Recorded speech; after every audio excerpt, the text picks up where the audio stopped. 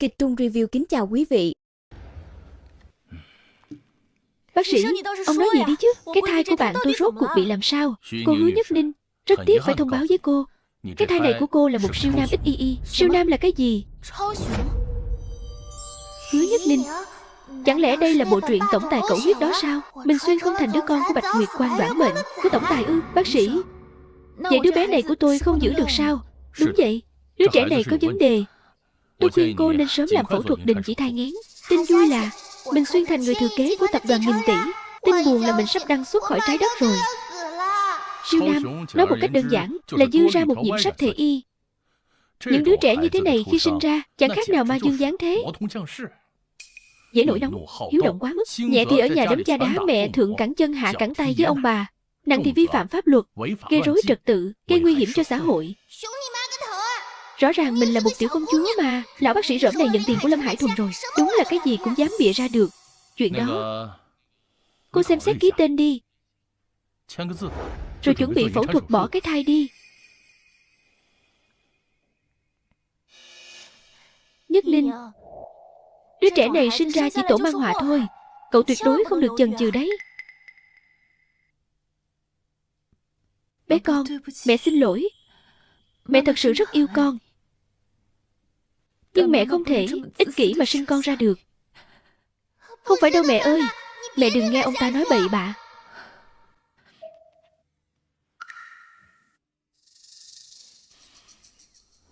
Khoan đã.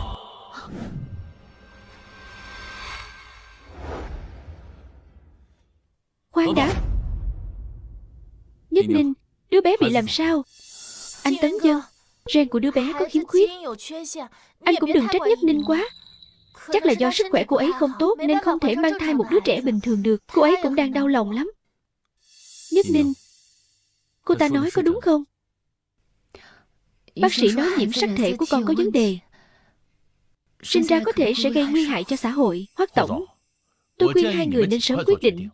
Phẫu thuật đình chỉ thai này càng để lâu, càng gây tổn thương lớn cho người mẹ. Nhất Ninh, chúng ta còn trẻ, sau này vẫn sẽ có con thôi. Giữa mình và anh ấy vốn dĩ chỉ là tình một đêm, lỡ mang thai ngoài ý muốn. Thực ra anh ấy cũng chẳng muốn giữ đứa bé này đâu. Hứa Nhất Ninh, chỉ cần cô lên bàn mổ thì đừng hòng mong còn sống mà đi xuống. Tôi có thừa cách khiến cô phải một xác hai mạng.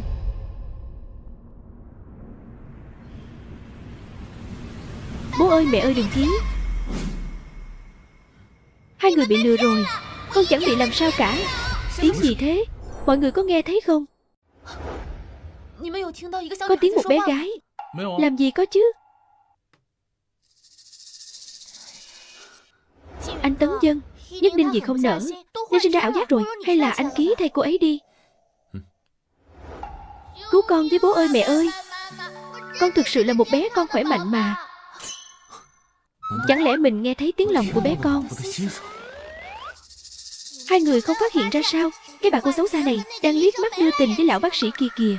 Hai người bọn họ rõ ràng là cùng một ruột. Bọn chúng thông đồng với nhau muốn phá bỏ con sao? Lâm Hải Thuần này, ta cố tình tiếp cận mẹ để trở thành chị em cây khế với mẹ đó. Bởi vì phát hiện ra bản thân không phải thiên kim thật sự của nhà họ Lâm. Mẹ mới chính là người đó. Để bảo vệ vị trí của mình, muốn ra tay hại mẹ trước khi nhà họ Lâm phát hiện sự thật.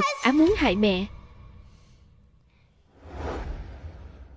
Tấn Dân, hay là mình tìm bác sĩ khác khám lại xem sao?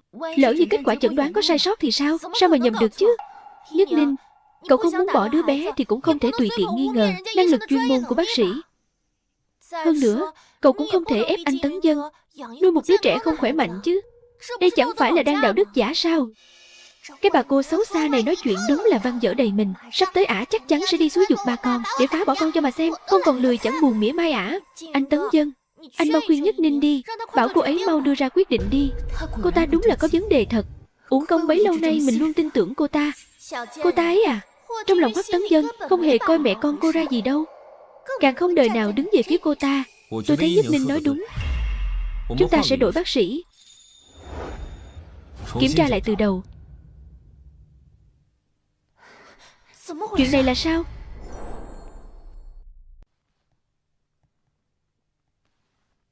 Chào ba, chào mẹ nha, con ở đây nè. Hoắc tổng, dựa trên hình ảnh và kết quả xét nghiệm, đây là một thai nhi phát triển rất tốt, vô cùng khỏe mạnh, hoàn toàn không có vấn đề gì về nhiễm sắc thể cả. Thật sao? Vậy thì tốt quá rồi. Xem ra những gì bé con nói đều là thật. Bác sĩ, có phải cô nhìn nhầm rồi không? Lúc trước rõ ràng nói là hội chứng siêu nam mà. Đứa trẻ này nếu sinh ra mà có vấn đề gì thật, cô gánh vác nổi không?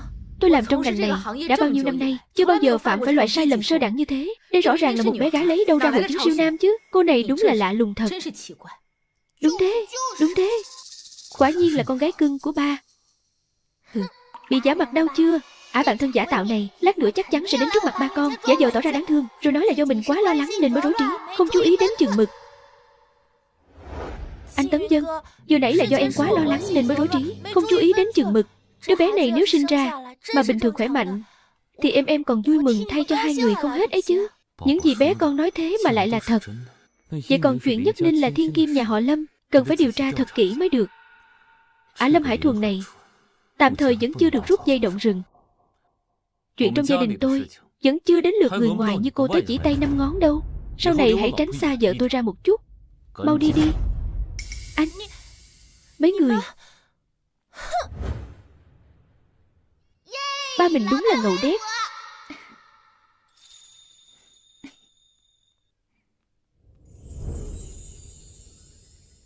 Chúng ta về nhà thôi.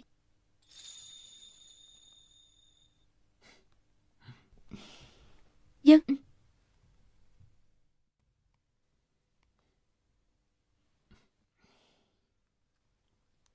Thời gian này em cứ ở nhà tịnh dưỡng thai nhi cho tốt.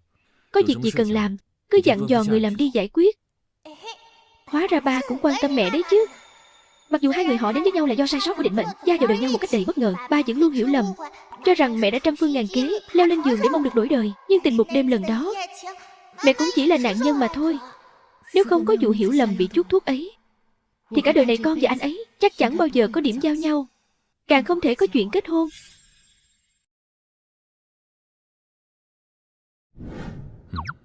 Rồi sao nữa? Sao bé con không nói tiếp nhỉ? Chẳng lẽ chuyện đêm đó còn có ẩn tình khác? Thật ra anh không cần phải đối tốt với em như vậy đâu.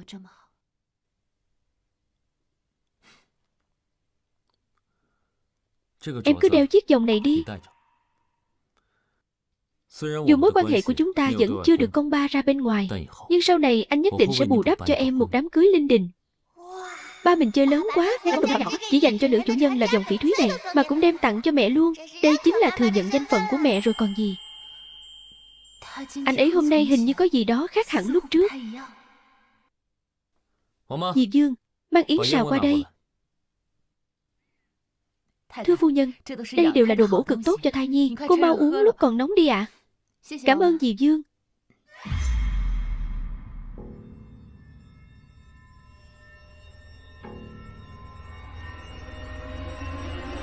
Không đúng.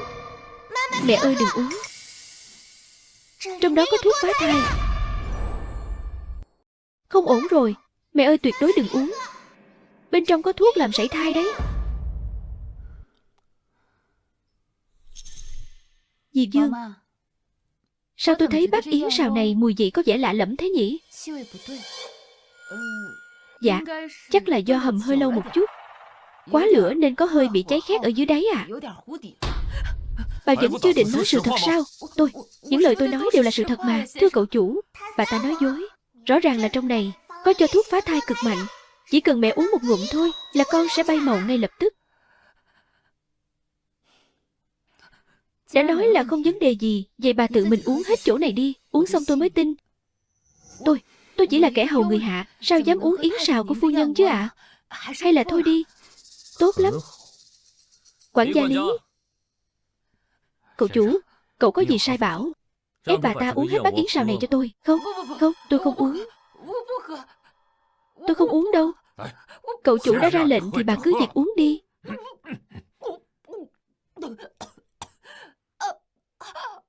Bụng của tôi. Dì Dương, tại sao bà lại muốn hại tôi? Bà vẫn chưa chịu khai ra sự thật à? Muốn vào tù bóc lịch hay sao? Tôi nói, tôi khai mà. Có một người đàn bà đeo kính râm, có người đưa tiền bảo tôi làm thế. Tôi cũng không biết cô ta là ai. Thưa ngài, tôi biết lỗi rồi. Xin ngài hãy tha cho tôi. Bỏ tay ra. Xem ra thời gian này chắc chắn em đã bị ai đó nhắm vào rồi. Mấy ngày tới em đừng ra ngoài nữa. Để đề phòng vạn nhất, anh sẽ cho người rà soát lại tất cả các phòng một lượt. Giờ tôi sẽ đi kiểm tra kỹ lai lịch của đám người làm trong nhà, rồi lắp thêm vài cái camera giám sát. Thưa ngài, còn cô ta thì sao ạ? Giải đến đồn cảnh sát đi. Đứng dậy, đi thôi.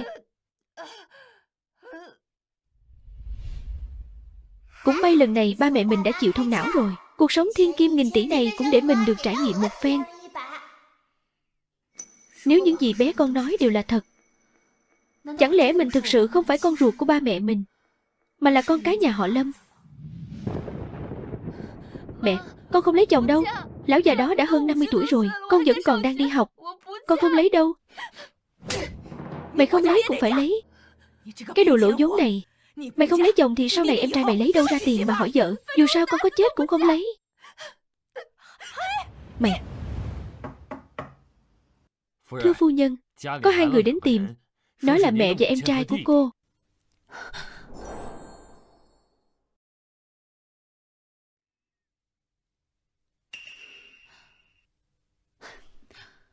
Sao mọi người lại ở đây?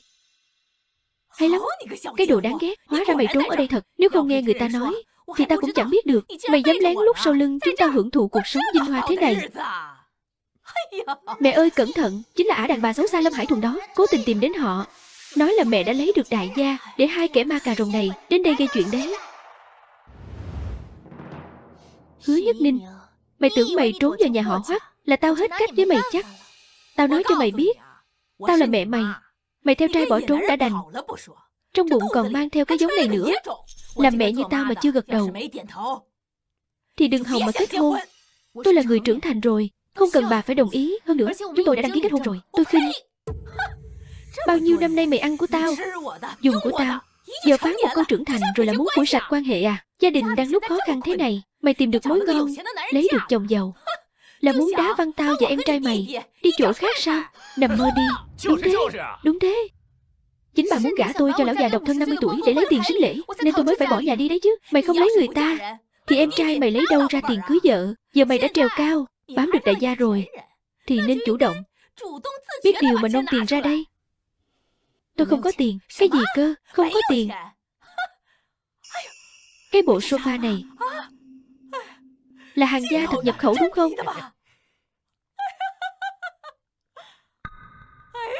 Bàn trà kìa, còn cả cái bàn trà này nữa. Nhìn qua là biết không hề rẻ đâu nha. Mẹ,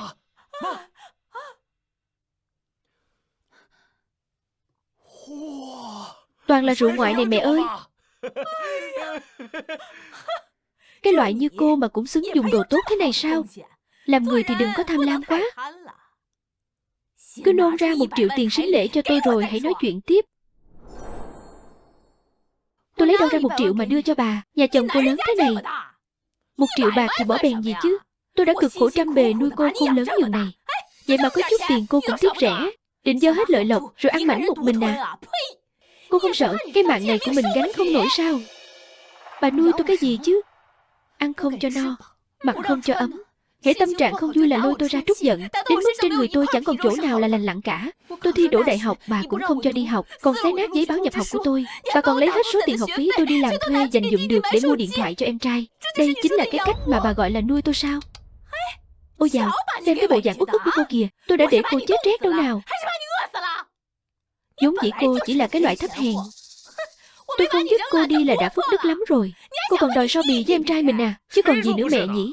Con là rường cột trong nhà, điện thoại đương nhiên phải dùng loại đời mới nhất rồi. Con mang tiền sính lễ của chị đưa đây cho tôi. Tôi khinh. Mẹ của con giỏi hơn cái bà già và tên vô lại này gấp cả trăm lần. Vì mẹ vẫn còn niệm tình nghĩa nên mới chưa lật bài ngửa với hai người thôi. Hai người căn bản chẳng phải là người thân của mẹ. Hai người với cô bạn thân giả tạo kia mới đúng là một ruột. Giữa tôi và Hoắc Tấn Dân vốn dĩ chỉ là một sự nhầm lẫn tai hại. Ban đầu tôi định đợi sau khi sinh con xong sẽ ly hôn với anh ta để làm lại cuộc đời. Nếu bây giờ để anh ta trả 1 triệu này cho bà thì tôi làm sao mà rời đi được nữa. Tôi sẽ không đưa tiền cho hai người đâu. Quản gia Lý,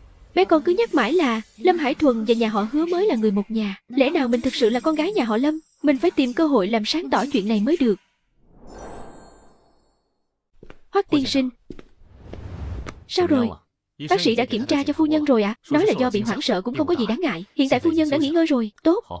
Còn chuyện ngài dặn dò tôi cũng đã điều tra rõ ràng rồi ạ. Đây là hồ sơ giám sát tại khách sạn vào đêm ngài và phu nhân gặp nhau. Tao đã hạ thuốc cô ta rồi. Lát nữa biết phải làm thế nào rồi chứ. Cứ chơi thoải mái đi. Nhớ quay video lại đấy.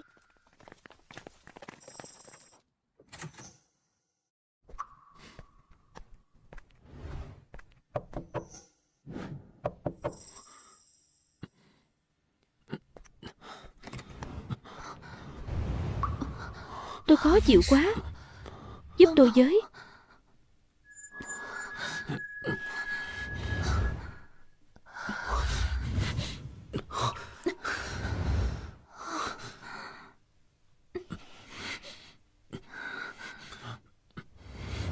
Thì ra đêm đó cô ấy bị Lâm Hải Thuần hạ thuốc nên mới có những hành động như vậy. Là do mình đã hiểu lầm cô ấy rồi. Còn về tư liệu thân thế của phu nhân tôi cũng đã điều tra xong xuôi. Mời ngài xem qua. Theo ghi chép ngày sinh, đứa trẻ nhà họ Lâm và nhà họ Hứa thực sự được sinh ra cùng thời điểm. Quả thực có khả năng đã bị bế nhầm. Trong sắp tài liệu này, đặc điểm của hai bé gái đều được ghi chép rất chi tiết. Nếu đối chiếu kỹ vẫn có thể phân biệt được. Nhưng sắp tài liệu này 1 năm trước đã bị Lâm Hải Thuần tiêu hủy. Tôi phải cho người xâm nhập vào hệ thống bệnh viện mới tìm thấy bản lưu trữ điện tử này. Lâm Hải Thuần quả nhiên là dụng tâm lương khổ để ngăn cản Nhất Ninh nhận tổ quy tông. Cậu photo lại sắp tài liệu này rồi sắp xếp gọn gàng. Sáng sớm mai gửi đến nhà họ Lâm. Vâng.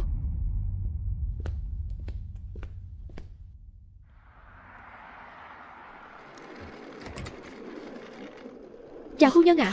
Đây là toàn bộ sản phẩm mới trong bộ sưu tập lần này của tập đoàn. Mời phu nhân lựa chọn. Chúng tôi sẽ may đo riêng cho phu nhân. Chuyện này xem có mẫu nào em thích không? Sao tự nhiên anh lại gửi mấy thứ này tới đây? Ninh Ninh, trước đây là do anh đã hững hờ với em. Từ nay về sau anh sẽ bù đắp thật tốt cho em. Hôm nay trông anh ấy cứ lạ lạ thế nào ấy nhỉ? Cảm ơn anh. Nhưng thực ra em cũng không cần những thứ này đâu. Vậy em cần điều gì?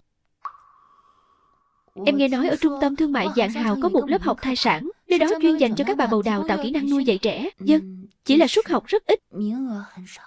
Học phí lại còn đắt cắt cổ nữa. Chuyện nhỏ thôi. Em muốn đi thì anh sẽ sắp xếp tài xế đưa đón. Em vẫn luôn muốn đến đó tham gia khóa học. Dù sao đây cũng là lần đầu em làm mẹ có thể đến đó học hỏi thêm kiến thức chuyên môn. Vậy thì tốt quá rồi. Muốn đi thì cứ đi thôi. Dù em làm bất cứ điều gì, anh cũng đều sẽ ủng hộ em hết mình. Cảm ơn anh. Tấn Dân, đời mình sắp lên hương rồi đây.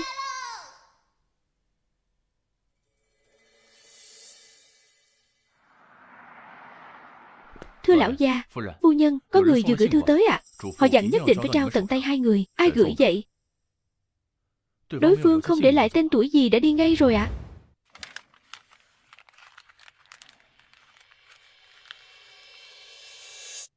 Đứa con gái trước mặt hai người liệu có thực sự là con gái của hai người không? Hãy dùng chỗ tóc này để đi làm xét nghiệm quan hệ cho con đi. Hai người sẽ phải kinh ngạc đấy. Chúng ta chỉ có mỗi mình Hải Thuần là con gái. Chẳng lẽ lá thư này muốn nói con bé không phải con ruột của chúng ta sao? Có khi nào gửi nhầm địa chỉ không? Hải Thuần làm sao có thể không phải con gái mình được chứ? Ba, mẹ, con về rồi đây. Cục cưng, sao giờ này con mới về hả? Mẹ ơi, hôm nay con bị thẩm vấn cả ngày ở đồn cảnh sát, mãi mới được thả ra đấy ạ. Cái gì cơ? Sao lại phải vào đồn cảnh sát? Là tại con quá ngốc. Vì muốn giúp đỡ cô bạn thân nên mới xảy ra tranh cãi với người nhà cô ta. Kết quả là cô ta và gã chồng đó đã cùng nhau hãm hại con. Còn nói con cố tình hãm hại cô ta nữa. Bạn thân sao? Có phải là cái cô mà con bảo có đời tư hỗn loạn tên Hứa Nhất Ninh không? Vâng ạ. Thuần Thuần, ba bảo con này, sau này mấy hạng người bất hảo như thế con nên hạn chế qua lại đi, biết chưa? Vâng, con biết rồi thưa ba. Ai mà ngờ được tâm địa cô ta lại xấu xa đến thế. Thôi Cục Cưng đừng buồn nữa. Tại con quá lương thiện nên mới không hiểu hết lòng người hiểm ác đấy. Ngoan nào, mai cầm thẻ của mẹ sang Vạn Hào mà mua sắm, cho khuây khỏa đầu óc. Thích mua gì thì cứ việc mua. Con cảm ơn mẹ. Con xem người ngợm đầy mùi thế này. Đi theo mẹ vào tắm rửa đi. Vâng. Đi đi con.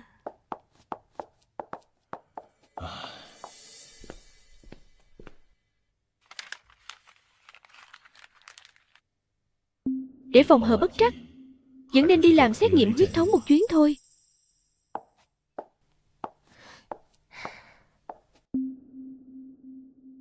Sao người phụ nữ này lại đến lớp thai sản học nhỉ? Chẳng lẽ cô ta muốn yên ổn sinh đứa bé này ra sao? Ồ, đây chẳng phải là Lâm tiểu thư sao? Sao cô lại có thời gian rảnh ghé qua đây thế? Dương lão bản, tôi nhớ là những người đến đây tham gia lớp học đều là phu nhân của các đại gia tộc đúng không? Đúng vậy ạ. Sao loại người nào các người cũng cho trà trộn vào đây thế?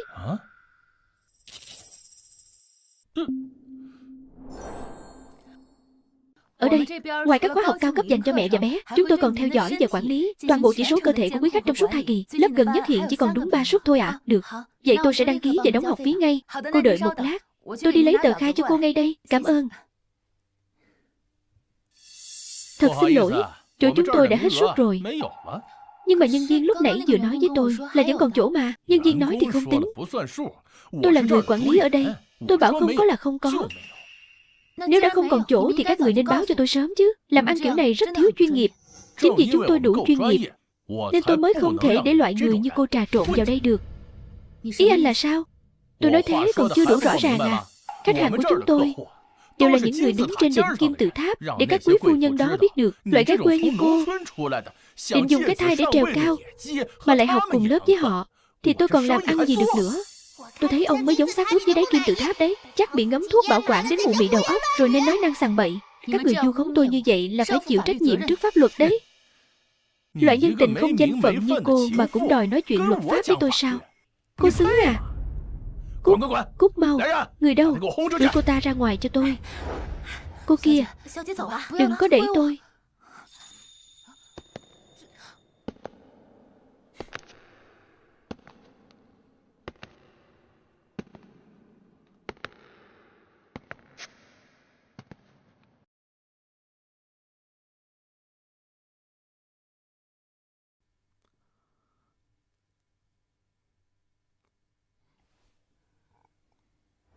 Chứ chẳng phải là đại thiếu gia nhà họ Hoắc giàu nhất thành phố sao? Ngoài đời nhìn còn đẹp trai hơn trên tivi nữa. Sao anh ấy lại đến đây nhỉ?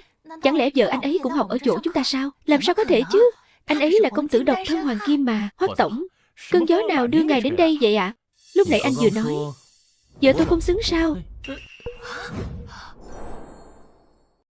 Cô ấy là vợ của Hoắc Tấn Dân sao? Hoắc Tấn Dân lừng lẫy danh tiếng vậy mà đã bí mật kết hôn và có con rồi. Cái cô Lâm Hải Thuần này đã tung tin đồn nhảm gì thế không biết. Làm hại tôi đắc tội với Hoắc phu nhân rồi. Hoắc tổng, tất cả chỉ là hiểu lầm. Hiểu lầm thôi ạ. Tôi không biết Hứa tiểu thư đây lại là phu nhân của ngài. Cách làm ăn của các người cũng thật tầm thường. Nếu không phải vì vợ tôi thích thì tôi thấy chỗ này cũng chẳng cần thiết phải mở cửa nữa đâu. Ôi trời, Hoắc tổng, xin ngài hãy giơ cao đánh khẽ. Tôi sẽ lập tức sắp xếp cho phu nhân chế độ đãi ngộ khách hàng cao cấp nhất. Không cần học chung lớp đông người mà sẽ là dạy một một. Đảm bảo cả thai kỳ của phu nhân đều sẽ thoải mái và không chút lo âu. Ngài thấy như vậy có được không ạ? Hoắc phu nhân, cái miệng này của tôi chỉ toàn nói bậy, là tôi có mắt như mù. Xin bà hãy đại xá cho tôi lần này. Đúng là đồ nịnh bợ, thế sang bắt quan làm họ. Cút đi. Được.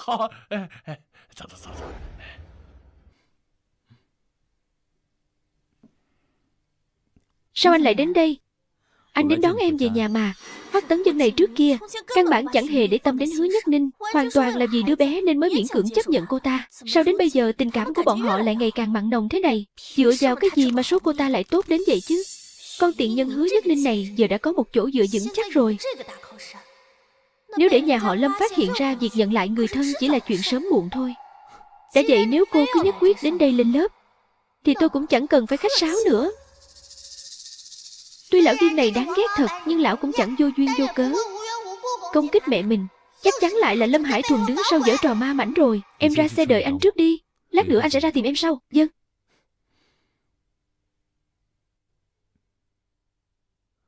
Cậu đã chắc chắn mọi thứ đã được gửi đến nhà họ Lâm rồi chứ? Thưa sếp, tôi chắc chắn. Tôi đã tận mắt thấy Lâm phu nhân nhận được thư rồi mới rời đi. Manh mối đã nhận được hết rồi, vậy mà vẫn còn dung túng cho con gái mình làm điều ác ở bên ngoài.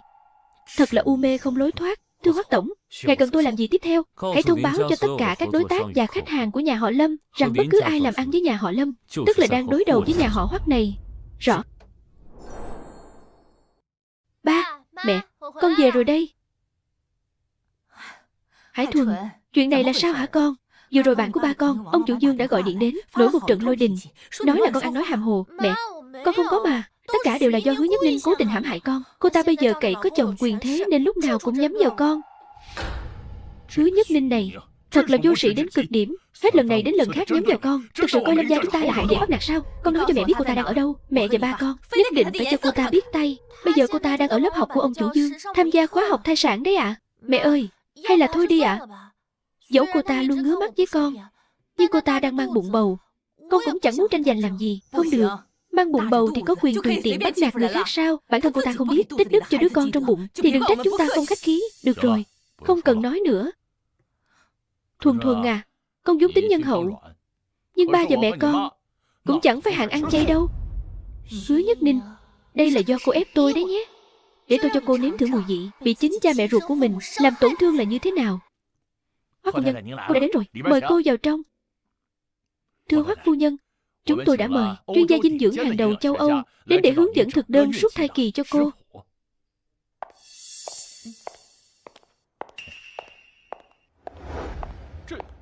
Các người đến đây làm gì? Đi ra ngoài ngay, ông chủ Dương. Cái kiểu quát tháo, xách con gái tôi như thế, có vẻ không được hay cho lắm nhỉ? Tôi mà thèm ăn nói hàm hồ à? Lão Lâm, ông không biết dạy bảo người nhà thì đừng có thả cô ta ra ngoài cắn người bừa bãi. Cô chính là Hứa Nhất Ninh đó sao? Ơ kìa, là ông ngoại và bà ngoại đến rồi. Ba, mẹ, chính là cô ta. Rõ ràng là do đời tư của cô ta hỗn loạn vậy mà lúc nào cũng tìm cách gây hấn với con. Lâm Hải Thuần, sao cô lại đến đây kiếm chuyện nữa hả? Cô Hứa là khách hàng quan trọng nhất của chúng tôi. Cút mau, nếu không đừng trách tôi không để tình xưa nghĩa cũ. Nực cười.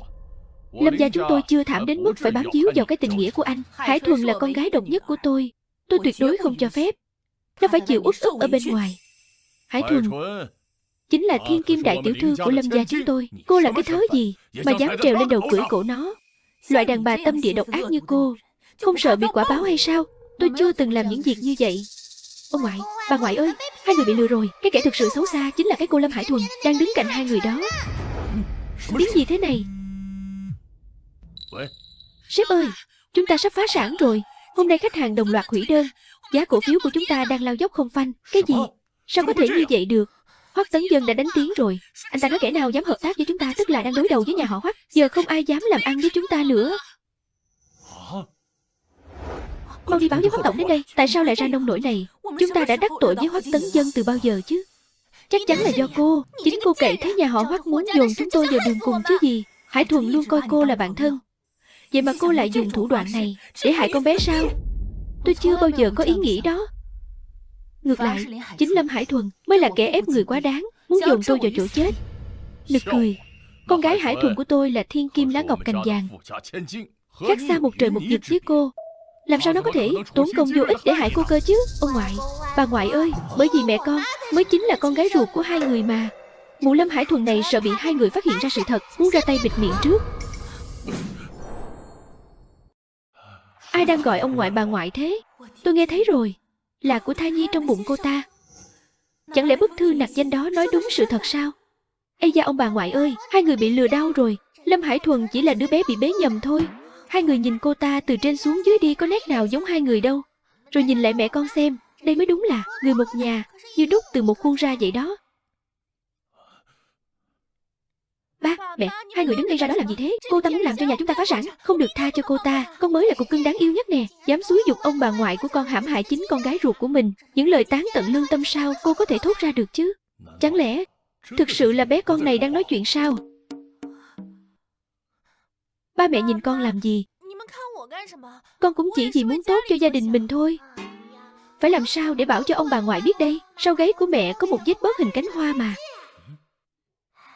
Chỉ cần đối chiếu với hồ sơ sinh tại bệnh viện là sẽ rõ trắng đen ngay thôi. Thiên kim thật sự của Lâm gia lúc mới sinh ra, sau gáy chắc chắn có vết bớt.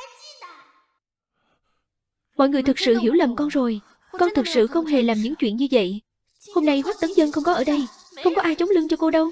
Bây giờ tôi phải cho cô nếm mùi vị bị chính cha mẹ ruột làm cho sảy thai là thế nào.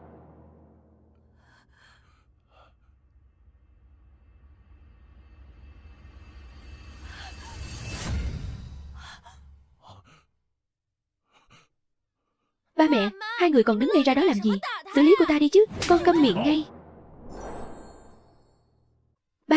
Ba làm gì vậy? Con bảo ba đánh cô ta chứ không phải đánh con. Sao mình lại ra tay theo bản năng thế này? Lỡ như tất cả chỉ là hiểu lầm, chẳng phải sẽ làm tổn thương lòng Hải Thuần sao? Tiếng của bé con này không lẽ là ảo giác của mình? Ngộ nhỡ mình nghe nhầm thì sao?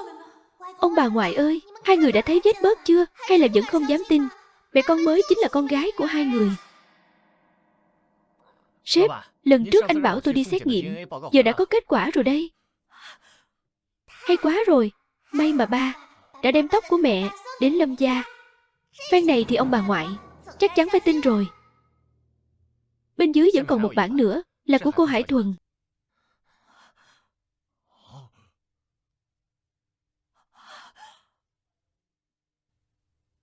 Con của mẹ. Để con phải chịu khổ rồi. Hóa ra con mới chính là con của chúng ta. Con ơi, hóa ra là thật. Mình thực sự là con gái của họ. Hỏng rồi, sao bọn họ lại phát hiện ra được chứ? Không được. Mình không thể để Hứa Nhất Ninh lấy đi tất cả mọi thứ của mình. Ba mẹ, hai người nhất định không được để cho người đàn bà đầy mưu mô này đánh lừa đâu. Hải Thuần à, ba biết chuyện này con rất khó lòng chấp nhận. Nhưng bản xét nghiệm ADN này không thể nào là giả được. ADN sao? ADN ở đâu ra? Sao mọi người biết bản xét nghiệm này không phải do cô ta làm giả? Có phải giả mạo hay không? Xem cái này là rõ ngay. Có phải hàng giả hay không? Nhìn cái này là biết.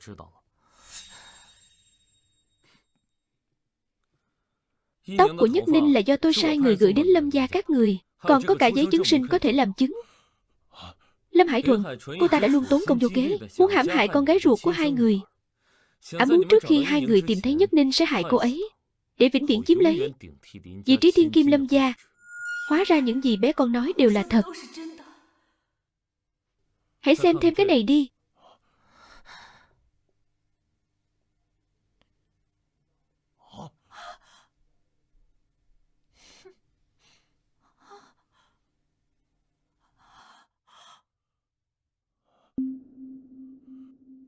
Tôi và mẹ cô nuôi nấng cô bao nhiêu năm nay, vậy mà không hề biết rằng cô lại là kẻ nhẫn tâm như thế.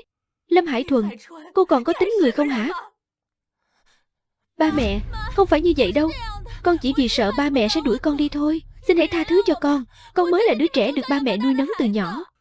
Chúng tôi không có tư cách thay Nhất Ninh để tha thứ cho cô. Hoắc tổng, Nhất Ninh là vợ của anh.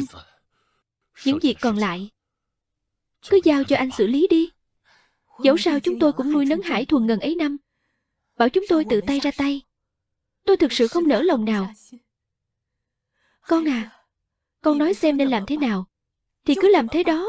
Chúng ta sẽ không oán thán nửa lời.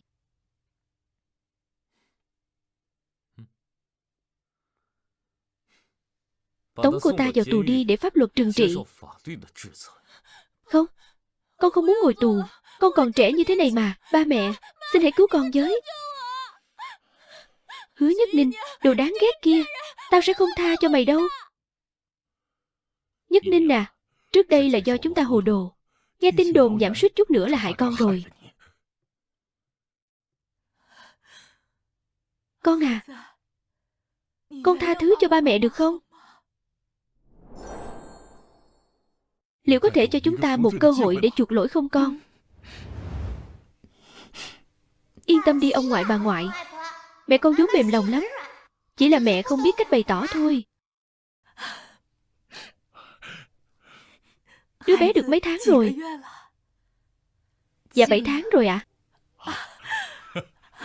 Đây chắc chắn sẽ là một đứa trẻ vô cùng thông minh. Đương nhiên rồi. Con chính là áo bông nhỏ ấm áp của mẹ mà.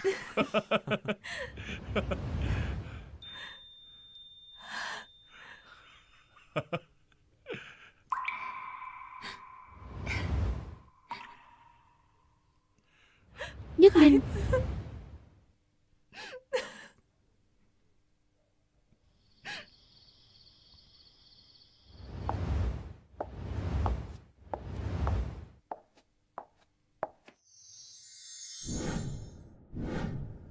phu nhân, đây là của hồi môn mà Lâm gia cử người mang đến. của hồi môn. Thiếu gia đã nói rồi, sau khi phu nhân sinh em bé xong, sẽ tổ chức một đám cưới thật linh đình cho người. Lâm gia nghe thấy vậy lập tức gửi đống đồ này tới ngay, để chuẩn bị trước cho đám cưới tương lai ạ. Ngoài ra còn có một chiếc xe sang, 2 căn biệt thự cao cấp và 4 chiếc túi hàng hiệu nữa. Mẹ ơi, chúng ta phát tài rồi. Ông ngoại bà ngoại đúng là muốn trải thảm hoa cho mẹ luôn mà.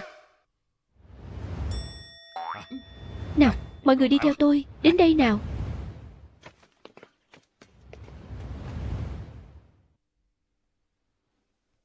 Không hiểu tại sao, từ khi có con đến, cuộc sống của mẹ bỗng nhiên trở nên tốt đẹp hơn hẳn. Trước đây có nằm mơ mẹ cũng không dám nghĩ mình lại có thể hạnh phúc đến nhường này.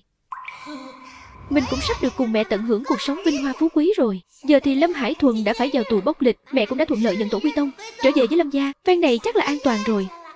Mẹ sẽ không còn là nàng Bạch Nguyệt quan đoản mệnh nữa đâu. Khoan đã, mình quên mất là vẫn còn một kẻ thế thân.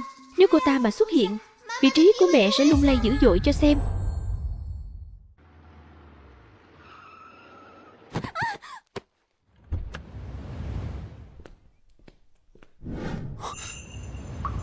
Theo đúng cốt truyện gốc, thế thân này vừa gặp đã trúng tiếng sét ái tình với ba. Cô không sao chứ?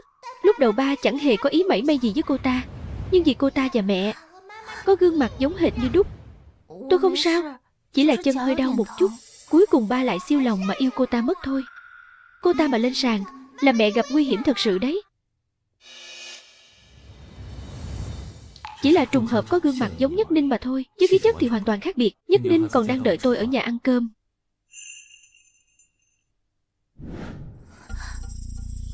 Tôi sẽ bảo tài xế đưa cô đến bệnh viện. Đến lúc đó tự khắc sẽ có người thanh toán viện phí. Chờ đã, tôi có thể biết tên anh được không? Tôi thấy việc đó không cần thiết. Nhất định tôi sẽ tìm ra tên của anh.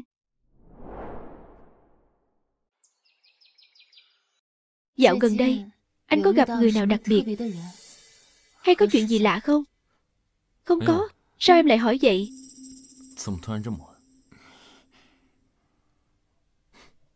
Vậy anh đi đây. Không biết là thế thân có gương mặt giống mình đó đã xuất hiện chưa nữa?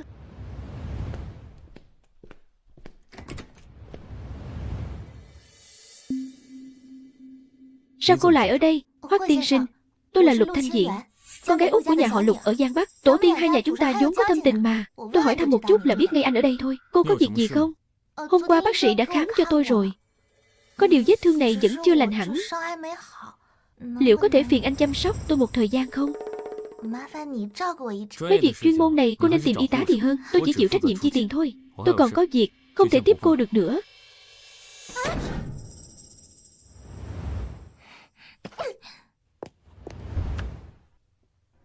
Tiểu thư, Hoắc tổng đã độc thân bao nhiêu năm nay, vậy mà cô chủ động bày tỏ ý tốt. Anh ta lại chẳng mảy may động lòng. Đàn ông như vậy mới thú vị chứ. Mấy hạng công tử phong lưu tôi chẳng thèm để mắt tới.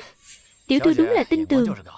Cô xinh đẹp như thế này lâu dần kiểu gì anh ta cũng sẽ rung động thôi. Tôi chưa bao giờ thấy ai khiến mình xao xuyến đến thế. Anh ấy là người đầu tiên đấy.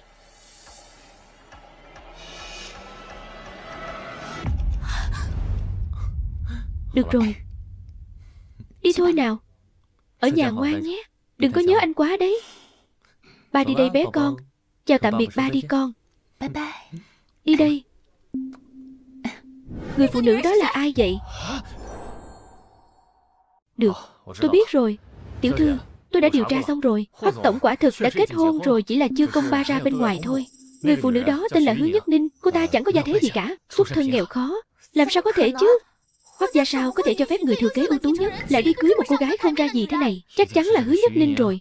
Không biết cô ta đã dùng thủ đoạn mờ ám gì mà có thể bí mật kết hôn, lại còn dắt cái bụng bầu to tướng nữa chứ. Hơn nữa, người phụ nữ đó trông rất giống tiểu thư đấy. Loại phụ nữ này tôi thấy nhiều rồi. Tưởng rằng có cái thai là có thể một bước lên mây. Dù ngoại hình có nét tương đồng, nhưng tôi xuất thân danh gia vọng tộc dĩ nhiên là vẫn hơn cô ta một bậc. Để tôi đi gặp cô ta xem sao. Cô chính là Hứa Nhất Ninh phải không?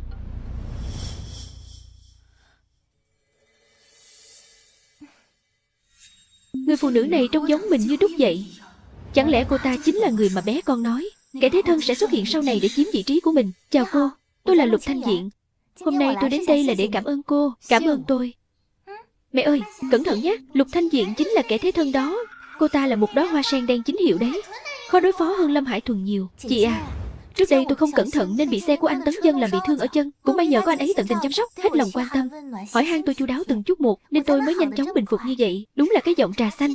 Định dọa nạt ai chứ? Mẹ đừng có mắc bẫy cô ta nhé. Giai đoạn đầu cô ta cứ bám lấy theo đuổi ba một cách mù quáng đấy. Vậy thì người cô nên cảm ơn là anh ấy sao lại đến tìm tôi. Dĩ nhiên tôi cũng phải cảm ơn sự chu đáo của chị chứ. Chỉ vì tôi bị trật chân mà khiến chị đang mang thai lại bị anh Tấn Dân ghẻ lạnh, bỏ rơi. Tôi thấy áy náy vô cùng. Lục tiểu thư nói quá lời rồi. Tôi nghĩ Tấn Dân chẳng hề bận tâm đến mấy chuyện nhỏ nhặt này đâu.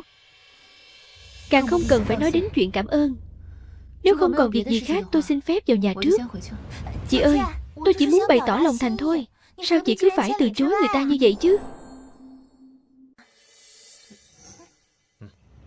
Tiểu thư nhà chúng tôi đã đặc biệt chuẩn bị quà đem đến đây. Bé con nói đúng. Lục Thanh Diện này quả thực không dễ đối phó. Tuyệt đối không được để cô ta có cơ hội thừa cơ đục nước béo cò. Chị Nhất Ninh, tôi đã đặc biệt chọn một chiếc kẹp cà vạt đính kim cương cho anh Tấn Dân và mang tặng chị một sợi dây chuyền ngọc trai. Đây đều là những mẫu mới nhất chưa từng công bố của trang sức Lâm thị. Vì tiểu thư nhà chúng tôi là khách hàng đặc biệt nên mới có được đấy. Mẹ ơi, mấy thứ này không được nhận đâu. Cô ta định dùng mẹ làm bàn đạp để tiếp cận ba đấy. Muốn đào góc tường nhà mình mà. Chị đừng trách tôi tự nhiên quá nhé. Nhìn thấy chị là tôi thấy thân thiết lạ lùng. Sau này tôi có thể thường xuyên đến chơi không? Chiếc kẹp cà vạt này đúng là mẫu mới nhất của năm nay. Nhưng sợi dây chuyền ngọc trai này thì không phải. Hoắc phu nhân đã nói đây là mẫu chưa từng công bố mà. Với xuất thân của cô chưa từng thấy qua cũng là chuyện bình thường. Bởi vì mẫu mới nhất chưa công bố của Lâm thị đang đeo trên cổ của tôi đây này. Làm sao có thể chứ? Chắc chắn là cô nhầm rồi. Lục tiểu thư có lòng mang quà đến là ý tốt, nhưng nếu không thành thật thì không nên. Lại là kẻ có ý đồ xấu. Vậy thì không cần thiết phải nói chuyện tiếp nữa. Quản gia Lý, phu nhân tới rồi. Phu nhân tiễn khách. Vâng ạ. Đợi một chút. Đi thôi. Đi, đi mau. Mau đi cho. Mau đi. Mang mấy thứ này đi luôn đi. Phu nhân nhà tôi không cần mấy thứ này của cô. Cô ta chẳng qua cũng chỉ là chim sẻ hóa phượng hoàng thôi. Bày đặt làm người có tiền cái nỗi gì. Cậu cũng không đi mà nghe ngóng xem phu nhân nhà tôi có quan hệ thế nào với Lâm gia. Mau đi đi. Đi cho khuất mắt. Đúng là được đằng chân lân đằng đầu. Cái loại tầm thường mà cũng dám lên mặt với chúng tôi sao? Cô ta có quan hệ gì với Lâm gia chứ? Còn không mau đi điều tra đi. Cái người đàn bà này dám thái độ với tôi sao? Cái ghế Hoắc phu nhân đó cô đừng hòng ngồi yên ổn. Tiểu thư, Hứa Nhất Ninh đó hóa ra lại chính là đại tiểu thư của tập đoàn Lâm thị. Con gái ruột bị thất lạc bên ngoài. Cái gì? Vậy Lâm Hải Thuần đi đâu rồi? Đang ở trong tù. Hứa Nhất Ninh, cô còn dám đến đây à? Tôi phải xử lý cô.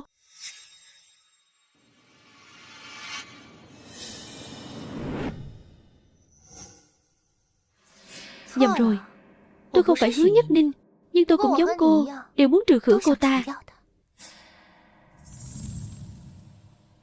Cô là ai? Tôi có nghe nói về chuyện của cô và Hứa Nhất Ninh trước đây rồi. Tôi rất hứng thú đấy. Tôi muốn nghe xem cô còn điều gì để nói không. Nếu là những thông tin có giá trị, tôi có thể cân nhắc bảo lãnh cô ra ngoài.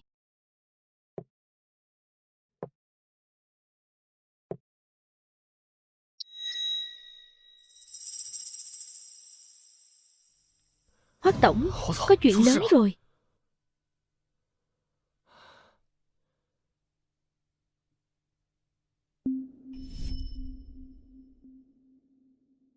Tôi đã hạ thuốc cô ta rồi. Các anh biết phải làm gì rồi chứ. Yên tâm đi. Chúng tôi sẽ không lãng phí cơ hội tốt thế này đâu. Nhưng mà sẽ không có ai đến tìm chúng tôi gây rắc rối chứ. Cứ yên tâm mà chơi bời thoải mái. Nhớ phải quay video lại đấy.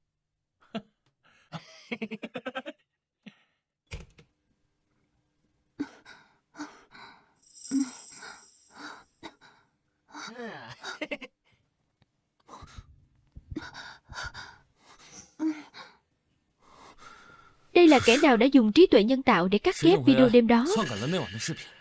Sau khi tôi có được đoạn video này đã tiêu hủy tệp gốc rồi mà. Chắc chắn là có kẻ đã sao chép đoạn video này trước khi tôi kịp tìm thấy nó. Sau đó dùng trí tuệ nhân tạo để thay đổi diễn biến sự việc. Người duy nhất có khả năng, Lâm Hải Thuần đã bị tống vào tù rồi. Hiện tại đoạn video này đang gây xôn xao dư luận trên mạng, gây ra ảnh hưởng cực kỳ nghiêm trọng. Video này bây giờ đã trở thành tâm điểm bàn tán trên mạng xã hội, tác động tiêu cực rất lớn. chấn động. Hoắc Tấn Dân bí mật kết hôn và có con, ghi vấn về huyết thống của đứa trẻ. Cô ta trông có vẻ không được tỉnh táo, thật là đáng thương quá đi. Chắc là bị người ta hãm hại rồi. Mấy cái bẫy văn cho đại gia thế này thì thiếu gì. Một đêm vào 2 phòng, tiếp 4 người đàn ông. Ai mà biết được ba của đứa bé là ai chứ. Lập tức gỡ bỏ video này trên mạng xã hội, đồng thời báo cảnh sát ngay. Còn nữa, gửi văn bản luật sư cho những kẻ tung tin đồn nhảm này. Rõ. Không hổ danh là người đàn ông mà mình đã nhắm trúng. Xử lý dư luận nhanh thật đấy. Mấy cái tin tìm kiếm nóng hổi cũng bay màu rồi. Hứa Nhất Ninh, cô cứ đợi đấy. Chuyện này vẫn chưa xong đâu. Hoắc lão gia, cháu là... Hoắc lão gia, cháu là Lục Thanh Diện, con gái nhà họ Lục ở Giang Bắc ạ. Nhà họ Lục ở Giang Bắc sao? À, cháu là con gái út nhà đó đúng không? Vâng ạ, không ngờ ông vẫn còn nhớ đến cháu. Hồi nhỏ cháu có từng được gặp ông rồi. Bao nhiêu năm rồi mà trông ông vẫn phong độ. Già rồi, già cả rồi. Kể từ khi nhà họ Lục chuyển đi Giang Bắc, hai gia đình chúng ta cũng ít qua lại hẳn. Cháu tìm ông có việc gì không? Hoắc lão gia, ông vừa mới về nước có lẽ vẫn chưa biết chuyện đâu. Hiện giờ trên mạng đang bàn tán xôn xao về nhà họ Hoắc mình. Có những lời này, cháu không nói ra thì thấy bức rất không yên. Đã xảy ra chuyện gì rồi? Anh Tấn Dân, anh ấy cưới một người phụ nữ chẳng ra gì cả. Cháu có người bạn biết cô ta, nói là đời tư của cô ta hỗn loạn, bê bối lắm. Điều kỳ lạ là cô ta lại có gương mặt giống hệt cháu. Vậy sao? Dân ạ. Đừng sợ, anh đã xử lý ổn thỏa cả rồi. Không ngờ Hoắc tổng cũng có lúc dịu dàng đến mức này. Em biết rồi.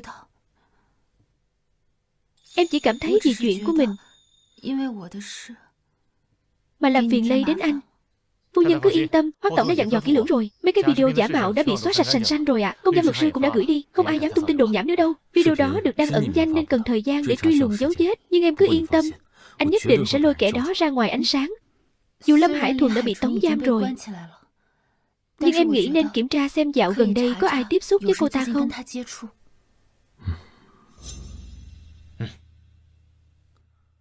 Được rồi, giờ em đừng suy nghĩ gì nhiều nữa, kẻo lại ảnh hưởng đến thai nhi.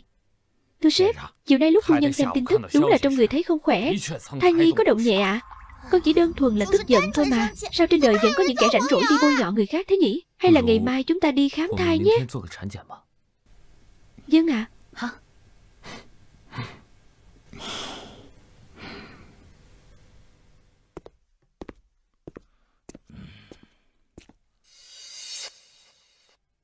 Ông nội, sao ông lại ở đây? Ta ra nước ngoài nghỉ dưỡng mới có 1 năm mà trong nhà đã xảy ra chuyện lớn thế này rồi sao? Cụ nội đến rồi kìa. Đây chính là người phụ nữ không đàng hoàng mà anh muốn cưới về bằng được đấy à?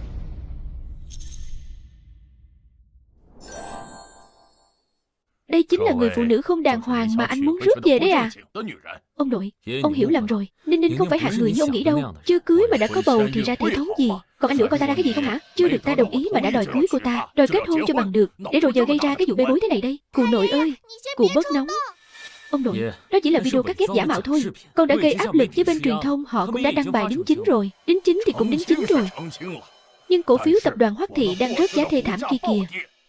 Bên ngoài ai cũng đang bàn tán xem đứa bé này rốt cuộc có phải cốt nhục của anh không đấy. Anh Tấn Dân, anh cũng đừng trách ông nội Hoắc nổi giận. Ông ấy cũng chỉ muốn tốt cho anh thôi. Ai cho phép cô ở đây? Chuyện gia đình tôi liên quan gì đến cô? Con nói năng kiểu gì vậy? Lục tiểu thư về nhà chúng ta là chỗ thế giao. Cô ấy cũng có ý tốt nhắc nhở tôi thôi. Anh gào cái gì mà gào? Là nhắc nhở hay là đang châm dầu vào lửa đây? Chị ơi, vậy là chị thực sự trách lầm em rồi. Thư ký Trương đã kiểm tra rồi. Tuần này Lâm Hải Thuần chỉ gặp duy nhất một người, chính là cô, Lục Thanh Diện. Hồ sơ thăm nuôi của trại tạm giam ghi rõ 10 tên của cô đấy. Cái con nhỏ đáng ghét này thông minh hơn mình tưởng. Mới đó mà đã tra ra rồi. Tôi và Lâm Hải Thuần vốn dĩ là bạn bè. Tôi đi thăm cô ấy cũng không được sao? Cho dù cô có đá văng cô ta để trở thành thiên kim Lâm gia thì cũng không thể cấm người khác đi thăm nuôi chứ. Vậy sao? Lâm Hải Thuần là kẻ chủ mưu vụ bỏ thuốc ở khách sạn. Đoạn video này ngay sau khi cô và cô ta gặp mặt thì lập tức bị phát tán ra ngoài. Không thấy trùng hợp đến mức vô lý à? Anh Tấn Dân, anh thật sự hiểu lầm em rồi. Anh đối xử với em tốt như thế, lẽ nào em lại làm ra chuyện như vậy? Diễn sâu cứ như thật ấy. Không lệch đi đâu. Cô thấy ba tôi tốt nên mới tốn bao công sức muốn đuổi tôi đi chứ gì. Mẹ ơi, cụ nội bị cô ta lừa rồi. Nhưng con thì không dễ bị dắt mũi đâu. Được rồi, đừng nói mấy lời vô ích đó nữa. Cái tôi cần bây giờ là bằng chứng thép để bình ổn giá cổ phiếu. Tôi đã sắp xếp xong cả rồi. Đi làm xét nghiệm ADN đi, ông nội. Con không cho phép Nhất Ninh và đứa bé phải chịu khổ vì một cái tội danh không đâu vào đâu. Nghe nói kim chọc giò vừa to vừa dài. Con không muốn bị đâm đâu. Người ta đặt điều lại bắt con và mẹ phải chịu đau. Dù anh sắp làm cha đến nơi rồi, nhưng cũng phải nghĩ cho tập đoàn Hoắc Thị một chút chứ. Phải nghĩ cho các cổ đông và nhân viên nữa. Bây giờ tin đồn đang lan truyền khắp nơi. Nếu không nhanh chóng dập tắt, sẽ xảy ra biến loạn lớn đấy. Anh Tấn Dân, hiện giờ dư luận đang xôn xao. Nếu làm xét nghiệm ADN thì có thể chứng minh sự trong sạch của chị và em bé. Như vậy cũng rất xứng đáng mà. Chị ơi, nếu chị thật sự trong sạch thì chị nên chủ động đề nghị làm chọc giò ối mới đúng. Vẫn là Thanh Diện hiểu chuyện nhất. Mình thừa biết chiêu trò này sẽ sớm bị bóc trần thôi, nhưng thủ đoạn đê hèn của Lâm Hải Thuần lại là cách nhanh nhất để thổi bùng tin đồn. Cái mình muốn chính là để lão già này ra mặt, ép Hứa Nhất Ninh phải làm chọc giò ối. Chỉ cần cây kim đó đâm vào thì sẽ là một xác hai mạng ngay lập tức. Không ổn rồi, vụ chọc giò này có vấn đề. Được rồi, đừng lãng phí thời gian nữa, làm đi. Con không chịu đâu, con không muốn đâu cụ nội ơi. Cụ lú lẫn thật rồi à? Tiếng ở đâu phát ra vậy? Cụ nội ơi, con đây mà, con chính là chắc gái ruột thịt của cụ đây. Cụ mà bắt làm chọc giò là cụ sẽ hối hận đấy. Lẽ nào đây là tiếng của em bé? Mình có thể nghe thấy của bé con sao? Lẽ nào đây là tiếng của bé con sao? Mình có thể nghe thấy của bé con. Khoan đã.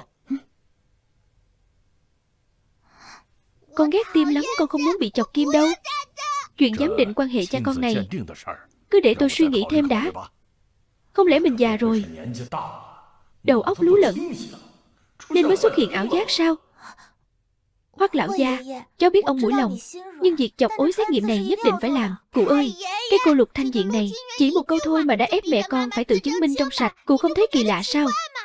Mấy loại trà xanh đó giỏi nhất là mượn cớ vì muốn tốt cho người khác, để che đậy mục đích thực sự của mình. Lát nữa cô ta chắc chắn sẽ lại lấy cớ. Mẹ con không hiểu chuyện để thao túng tâm lý cụ cho mà xem. Đúng là bé con đang nói chuyện rồi, mình không nghe nhầm. Hoắc lão gia, với hiểu biết của chị Nhất Ninh, chị ấy có do dự cũng là chuyện thường tình. Chị ấy không hiểu hết những mối quan hệ lợi hại của mọi người. Hay là để cháu đưa chị ấy vào trong làm nhé. Nếu không nhờ bé con cảnh báo thì như trước đây khi nghe cô ta nói thế, nhất định tôi sẽ nghĩ rằng cô ta thực tâm cảm thấy Hứa Nhất Ninh không xứng đáng xuất hiện ở chốn hào môn này. Giờ nghĩ lại, người đàn bà này nhiệt tình quá mức rồi đấy. Tránh ra. Anh Tấn Dân, đến cả anh cũng nghĩ em sẽ hại chị ấy sao? Anh từng giúp em sẽ không bao giờ làm vậy đâu.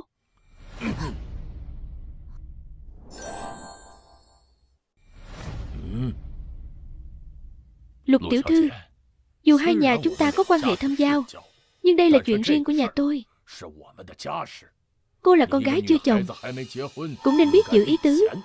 Mời cô về cho. Cháu chỉ muốn cảm ơn sự quan tâm của anh Tấn Dân thôi. Là em lo chuyện bao đồng rồi. Vậy thưa Hoắc lão gia, cháu xin phép đi trước. Chị Nhất Ninh, chị đừng trách em. Em cũng chỉ là không muốn chị bị người khác dấy bẩn danh dự thôi.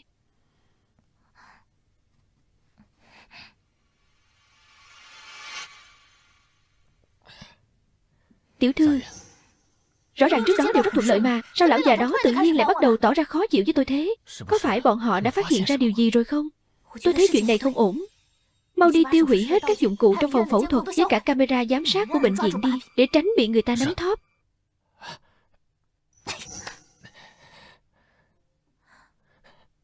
Sao mãi vẫn chưa đến thế? Ông nội, vì Tấn Vân cháu nguyện ý làm giám định quan hệ cha con, nhưng chúng ta có thể đổi bệnh viện khác không? Cháu nghe nói bệnh viện ở phía nam thành phố không cần chọc ối xét nghiệm, vẫn có thể làm giám định được. Ông thừa nhận đứa bé này chắc chắn là máu mủ nhà họ Hoắc ta. Nhưng mà tập đoàn Hoắc Thị là doanh nghiệp gia đình. Chuyện này có liên quan đến cả dòng họ. Cháu có thể thấu hiểu là tốt rồi. Tuyệt quá, không phải bị tim rồi. Con vui quá đi mất. Kết quả giám định ADN đã có rồi, mời ngài xem qua.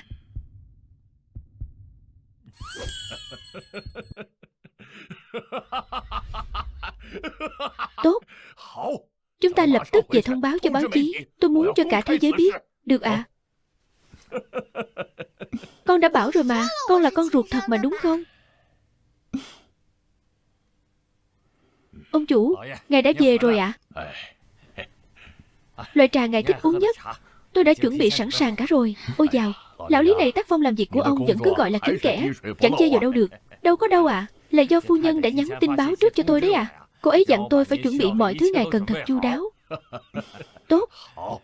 Ông chủ không biết đâu, kể từ khi phu nhân về nhà này, mọi việc trong ngoài đều đâu ra đấy, rất ngăn nắp. Cuối cùng thì thiếu gia nhà ta cũng đã có một người tâm đầu ý hợp ở bên cạnh rồi. Ông nội, con đã nói với ông từ lâu rồi, Ninh Ninh không phải hạng người như ông nghĩ đâu. Đúng là mẹ của con có khác, vừa dịu dàng, tâm lý, lại còn tốt bụng, hiểu chuyện vô cùng. Khuyết điểm duy nhất của mẹ chính là quá hoàn hảo, nên rất dễ khiến mấy kẻ tiểu nhân đố kỵ, ghen ghét. Ninh Ninh à, qua đây một chút đi. Ninh Ninh, lại đây với ông.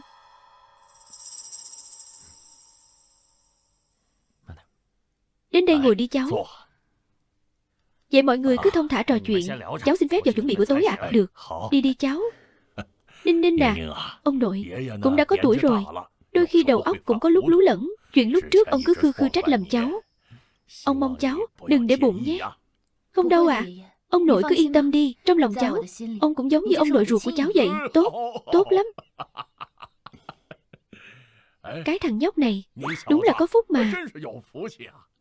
Anh nhất định phải đối xử thật tốt với Nhất Ninh đấy. Nếu anh dám bắt nạt con bé, người đầu tiên tôi hỏi tội chính là anh. Ông nội, chuyện này mà ông cũng cần phải dặn con sao? Bé con à, con phải mau mau lớn nhé. Ba của con ấy à, là con một kế thừa nhà họ Hoắc ta suốt 18 đời nay, nên sau này tất cả đều sẽ là của con. Cô nhất định sẽ biến con thành nàng công chúa xinh đẹp nhất thế gian, và là người kế nghiệp xuất sắc nhất. Biết ngay mà, cụ của con đâu phải người bình thường. Phong thái đúng chuẩn anh minh thần võ luôn. Ông nội, ông lại nói linh tinh gì thế? Lấy đâu ra mà 18 đời độc đinh chứ? Ông định để Thành Phong ra rìa đấy à? Cũng chỉ có anh là cứ hay bao che cho cái thằng phá gia chi tử Thành Phong đó thôi. Suốt ngày chỉ biết đàn đúng với lũ công tử một ăn chơi trác tán. Tôi cho nó đi du học là muốn nó tu chí để thay đổi. Vậy mà giờ nó càng ngày càng chẳng ra hệ thống gì cả. Tôi mà không tống cổ nó ra khỏi cửa nhà họ Hoắc này là đã nhân nhượng lắm rồi. Mệt rồi, tôi đi nghỉ đây.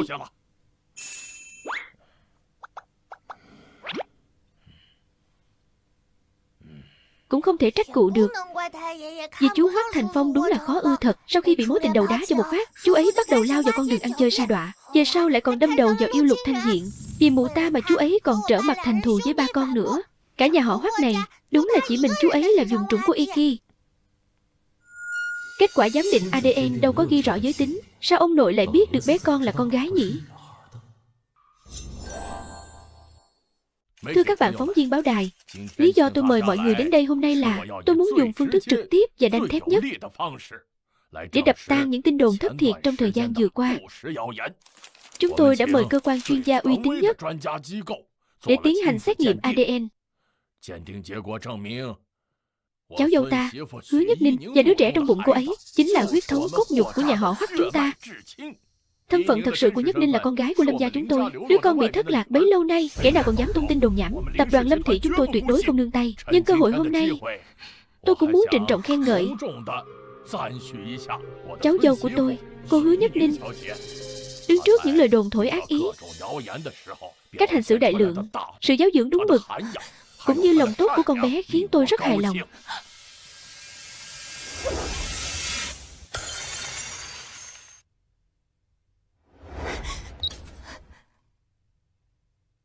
Cứ tưởng cô em gái quê mùa này dễ đối phó lắm chứ.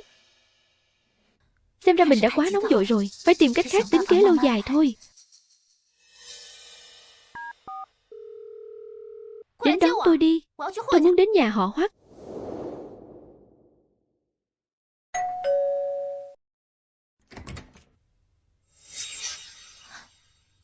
Cô lại đến đây làm gì nữa? Anh Tấn Dân, em đến để xin lỗi. Em thật lòng đấy, anh Tấn Dân. Trước kia các anh có trách em cũng là lẽ đương nhiên. Chỉ là em bị Lâm Hải Thuần xúi giục, vì muốn bắt giật bạn bè nên mới hành động nông nổi. Sau này em mới nhận ra mình đã bị người ta lợi dụng. Em nghe nói Chị Nhất Ninh trước đây cũng vậy, cũng từng bị người ta lợi dụng. Em cũng vì muốn giúp anh điều gì đó nên mới mắc bẫy cô ta. Cô và Nhất Ninh chẳng có điểm nào giống nhau cả. Dù gương mặt hai người có vài phần tương đồng, nhưng ngay cả một sợi tóc của cô ấy cô cũng không xứng để so sánh. Cái vẻ mặt giả vờ đáng thương này của cô dẹp đi cho rảnh mắt.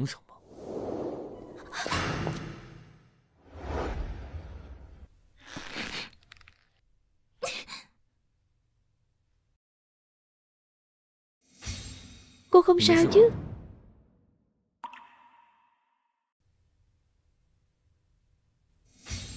Vừa gặp anh lần đầu em đã đem lòng yêu anh, nhưng với anh em lại chẳng đáng một xu. Bản thiếu gia hôm nay chính thức về nước. Toàn bộ rượu ở đây cứ để ta bao hết. Được. Đã không có được thì thà phá hủy nó luôn cho rồi.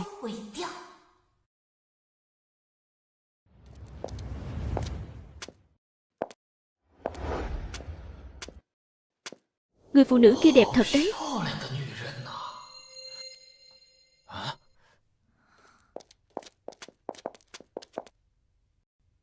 Vị thiếu nhà họ Hoắc về nước từ bao giờ thế?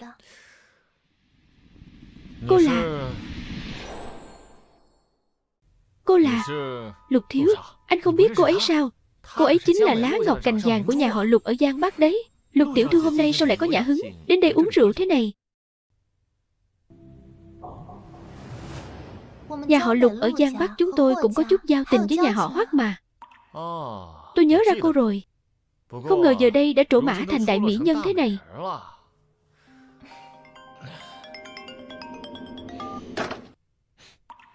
Tôi nghe nói hôm nay Hoắc lão gia đã lên tiếng, muốn giao lại tương lai của tập đoàn nghìn tỷ cho một đứa bé còn chưa chào đời. Ông già đó lẩm cẩm rồi. Anh trai tôi cũng chẳng biết đang nghĩ cái gì lại đi tìm một người phụ nữ vô danh tiểu tốt, chưa từng nghe danh bao giờ. Nhưng mà thay vì bàn mấy chuyện nhạt nhẽo đó, chẳng thà chúng ta trò chuyện về tôi và cô đi. Thật ra em đã gặp chị dâu anh rồi. Có điều em bị chị ta đuổi thẳng cổ ra khỏi cửa. Ồ, cô ta lợi hại đến thế sao? Anh không biết đâu. Vì em và chị dâu anh có ngoại hình rất giống nhau, nên chị ta lo lắng anh Tấn Dân sẽ có ý đồ gì đó với em. Thế là chị ta cứ nhắm vào em mà làm khó. Em thậm chí còn không được gặp mặt Hoắc lão gia nữa. Lại còn có chuyện đó nữa à? Vậy còn cô cũng thích anh trai tôi sao? Em thích kiểu người đáng yêu như anh hơn. Tôi thích cái hạng bao cỏ dễ lừa như anh lắm đấy. Nhưng mà em lo cho nhà họ Hoắc quá. Bây giờ mọi quyền hành đều rơi vào tay chị dâu anh. Chắc ở nhà họ Hoắc anh sống không dễ dàng gì đâu nhỉ? Có tôi ở đây rồi, Hứa Nhất Ninh không có cửa lộng hành tiếp đâu.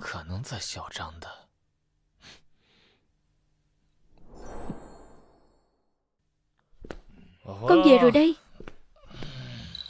Việc đầu tiên anh làm khi vừa về nước chính là đi nhậu nhẹt với đám bạn đó. Nhậu tới tận ngày hôm sau mới chịu dắt mặt về. Anh còn chút gia phong lễ độ nào không hả?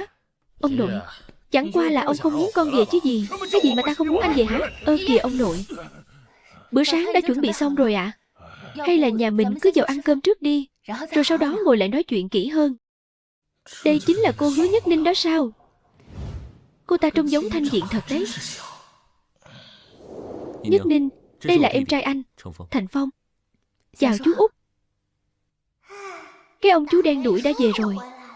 Mẹ ơi, mẹ đừng có quản ông ấy làm gì. Ông ấy chỉ giỏi làm mình làm mẩy thôi. Tôi tức đến no bụng rồi đây này. Tôi không ăn nữa. Mọi người ăn đi.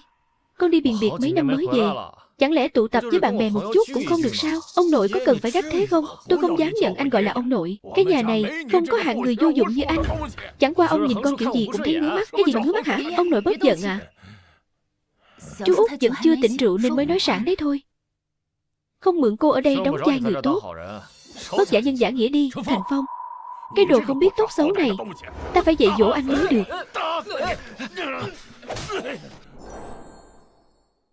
Cho chừa cái thói. Thật là không biết điều.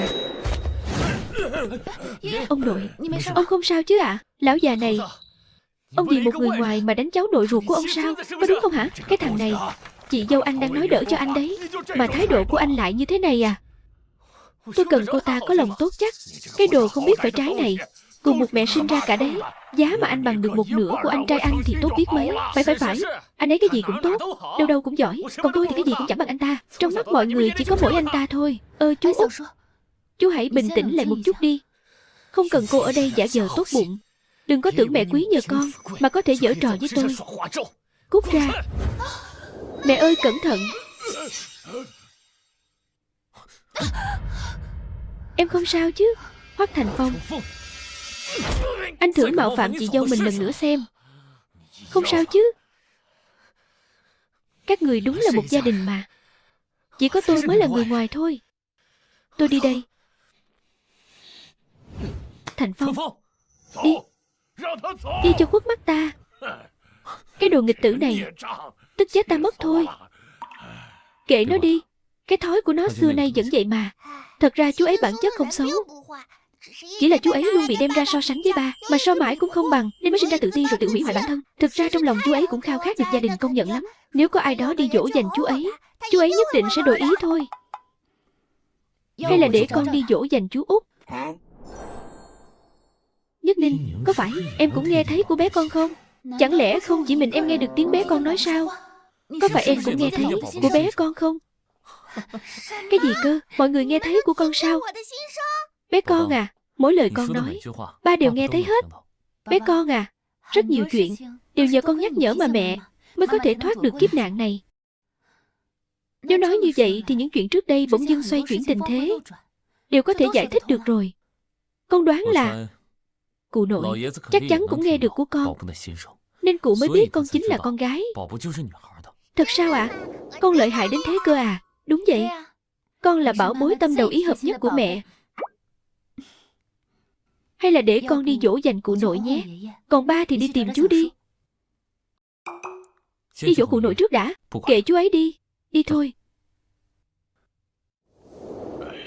Ôi, món thịt kho tàu đến rồi đây.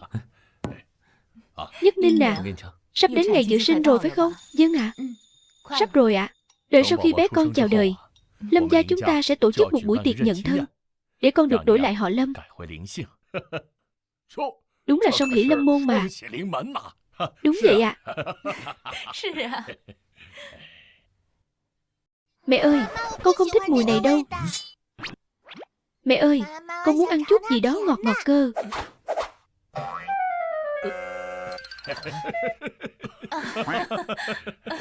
Ninh Ninh, thử cái này đi, món này ngon lắm. Cái này ngọt lắm. Con ăn nhiều một chút, cháu cảm ơn ông nội. Mọi người đều nghe thấy hết rồi sao? Có phải mọi người đều nghe thấy rồi không? Chẳng lẽ ý anh là mọi người cũng nghe được tiếng bé con nói? Đúng vậy đó. Trời đất, hóa ra ai cũng nghe thấy hết à? Ôi trời ơi, muốn độn thổ quá đi mất. Sao mọi người không nói sớm chứ? Ôi, chẳng lẽ là chỉ cần là người cùng huyết thống thì sẽ nghe thấy sao? Đúng, chắc chắn là như vậy rồi, không sai. Chính là nó. Mọi người xem này, Nhất Ninh nhà mình đang mang thai một cục vàng quý giá đấy. Cả gia đình chúng ta đúng là được phúc tinh cao chiếu rồi. Nào, tới đây. Chúng ta phải cạn một ly để ăn mừng chuyện này mới được. Nào nào. Cạn ly vì bé con sắp chào đời của chúng ta nào. Cạn ly. Nào. Thế còn có ai nhớ là phải đi tìm chú không vậy? Thưa ngài, thật xin lỗi. Chỗ chúng tôi đóng cửa rồi ạ. Cút. Thành Phong. Thanh Diện, cuối cùng em cũng đến đón anh rồi. Đúng là đồ phế vật. Nếu không phải thấy anh vẫn còn chút giá trị lợi dụng. Anh xem, em đã bảo rồi. Anh làm sao đấu lại được chị dâu mình chứ? Anh đâu có thua cô ta. Anh là thua anh trai mình đấy chứ. Anh đúng là quá ngây thơ rồi. Nắm thóp được anh trai chẳng phải là nắm thóp được cả nhà họ Hoắc sao? Nhà họ Hoắc bây giờ chẳng phải đều do một mình anh trai tôi quyết định sao? Em nghe nói anh trai anh hôm qua ở cuộc họp hội đồng quản trị thật sự là vô cùng nở mày nở mặt đấy. Mấy lão cổ đông bảo thủ đều bị anh ta thuyết phục cả rồi.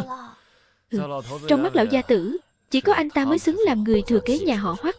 Tôi thấy anh ta cũng chẳng tốt đẹp gì cho cam. Chẳng phải cũng bị một người đàn bà không biết từ đâu tới dắt mũi xoay như trong chóng sao? Thật không hiểu cái cô Hứa Nhất Ninh đó có gì đặc biệt cơ chứ. Anh ta lại coi cô ta như bảo bối vậy. Anh ta còn vì cô ta mà đánh tôi. Nhưng anh cũng là huyết thống nhà họ Hoắc đúng không?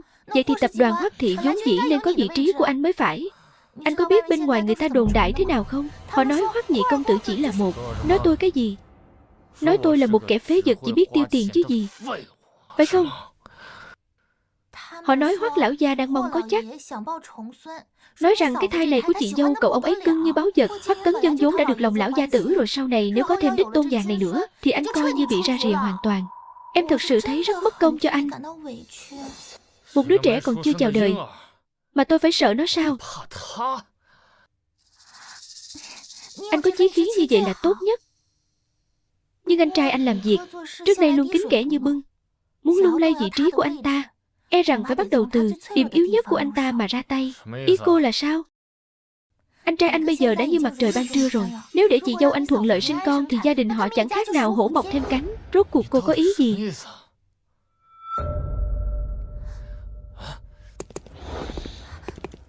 Thành Phong, theo anh về.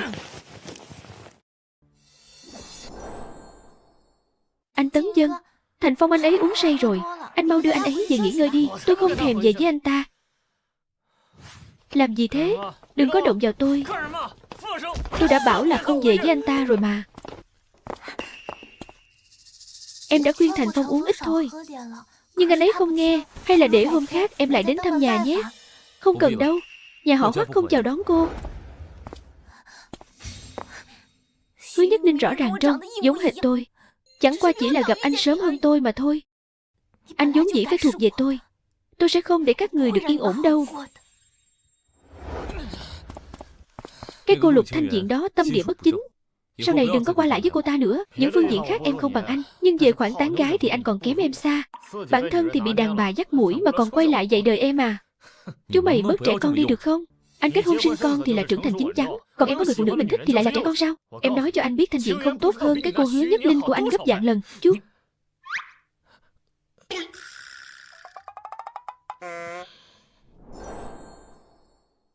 còn dám bảo tốt hơn mẹ con sao? Đến lúc bị Lục Thanh Diện bán đứng thì chú đừng có mà khóc đấy. Chú về được là tốt rồi. Phòng của chú đây, chị đã cho người dọn dẹp xong rồi. Mọi người cứ tự nhiên nói chuyện đi. Em đi thăm ông nội đây. Về phòng chú mà dọn dẹp lại bản thân cho sạch sẽ đi. Lo mà tự kiểm điểm lại mình cho tốt vào. Tôi thèm vào. Cô ta đang dọn phòng cho tôi mà.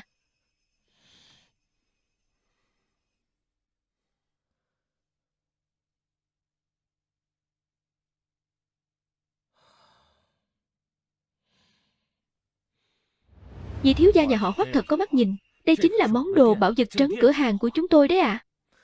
Bớt nói nhảm đi. Gói lại cho tôi. Ông nội tôi chỉ thích cái này thôi. Được. Cậu thật là có hiếu quá. Hoắc lão gia mà thấy chắc chắn sẽ thích lắm.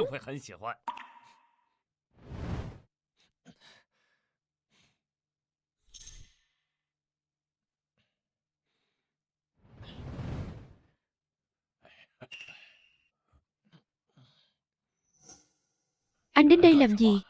Ông nội, con muốn đến đây để chọc giận ta nữa hả? Bây giờ ta không muốn thấy mặt anh. Anh cút ra ngoài cho ta. Chú Út, ông nội vẫn còn đang trong cơn giận thôi. Hay là đang giận sao? Có phải là chị lại nói xấu tôi với ông nội không? Có phải chị lại đi mách lẻo với ông nội chứ gì? Không phải đâu. Chú hiểu lầm rồi, đừng có giả vờ nữa. Chị chính là đang thù hằn tôi, vì tôi đã đem chị ra so sánh với Thanh Diện nên mới tìm ông nội để mách lẻo đúng không? Cái gì mà cái gì chứ?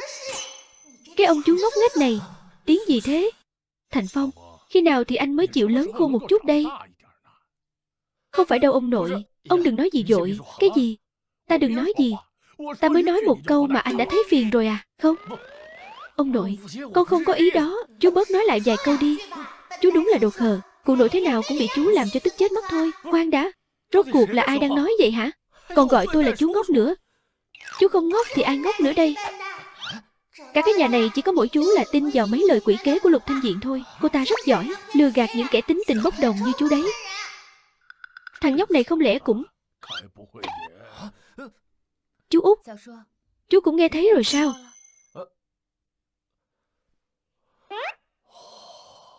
Nghe thấy cái gì? Chị có ý gì? Chẳng lẽ là... Chẳng lẽ trong nhà có ma sao?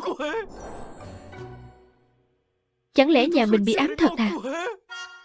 Hứa Ninh, chị đừng có mà giả thần giả quỷ ở đây. Rốt cuộc là có chuyện gì? Những gì chú nghe thấy thật ra là của bé con đấy. Đừng có đùa nữa. Chị bảo nhóc con này đang nói chuyện với tôi á. Ai thèm đùa với anh. Tất cả chúng tôi đều nghe thấy được. Chú mang dòng máu nhà họ Hoắc, tự nhiên cũng có thể nghe thấy thôi. Chào chú. Chú ơi, chính là con đang bảo chú là đồ ngốc đó nha.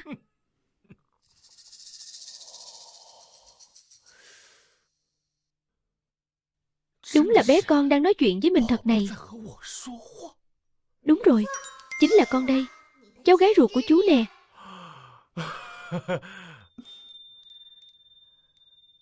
Chú ơi, chú không được nói xấu mẹ cháu nữa đâu đấy. Không ổn đâu nhé.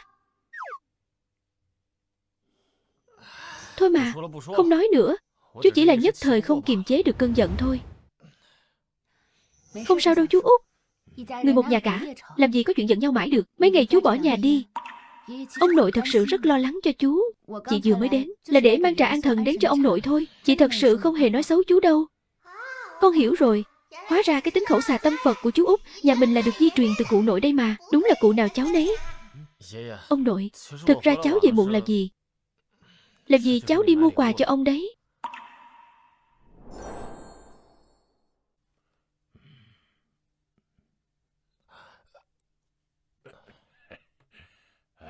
Ái chà, cuối cùng cũng còn biết đến sở thích của ta đấy à.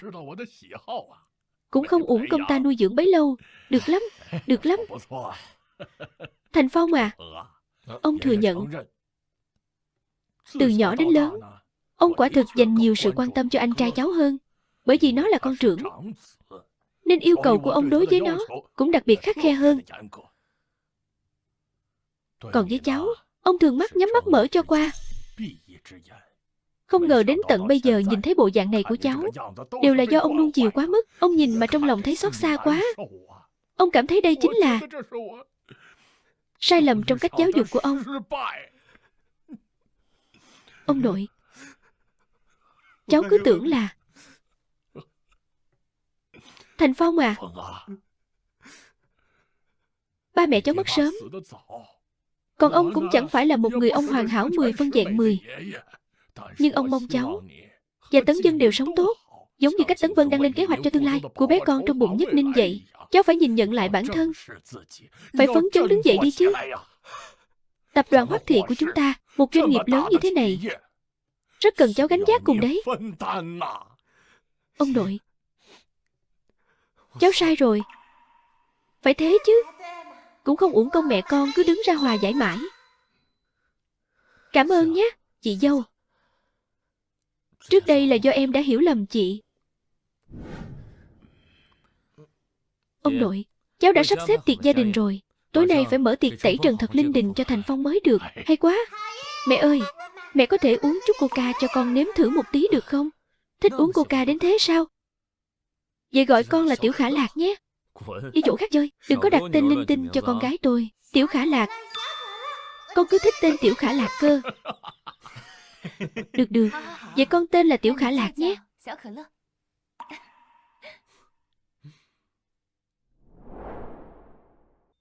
Lại đây, đi chậm thôi em.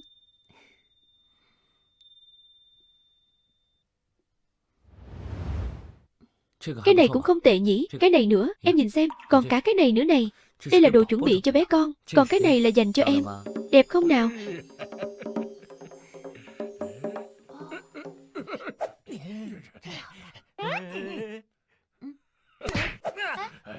Đứng lại cho ông.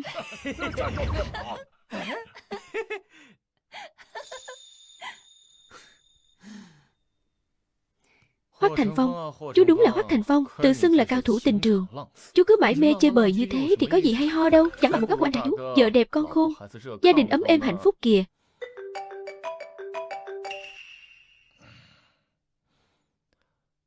Thành Phong, em đến tìm anh này. Anh đang ở đâu vậy?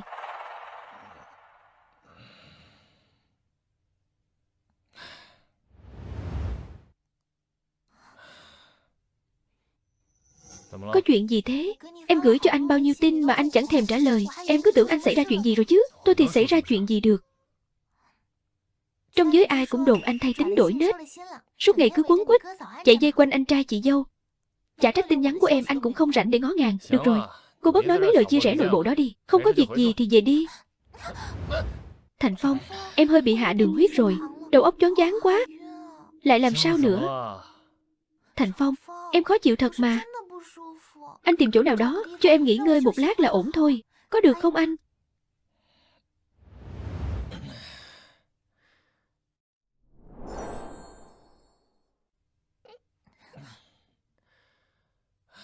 Vậy cô vào phòng tôi mà nghỉ. Mới có mấy ngày không gặp, sao anh lại lạnh nhạt với em như vậy? Em chỉ là thấy bất bình thay anh thôi, chứ không hề có ý đồ gì khác. Thôi được rồi, tôi đi lấy cho cô ít bánh ngọt, ăn xong thấy đỡ hơn. Thì mau chóng rời khỏi đây đi. À đúng rồi, tuyệt đối đừng có ra khỏi cửa đấy. Nếu không để anh trai tôi biết lại mắng tôi cho mà xem.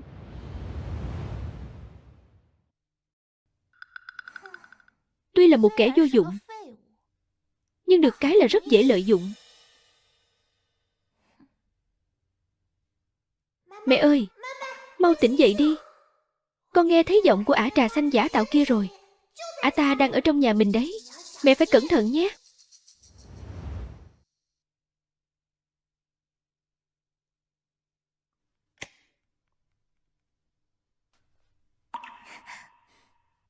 Muộn thế này rồi mà em vẫn chưa ngủ sao? Lại đang đợi anh à?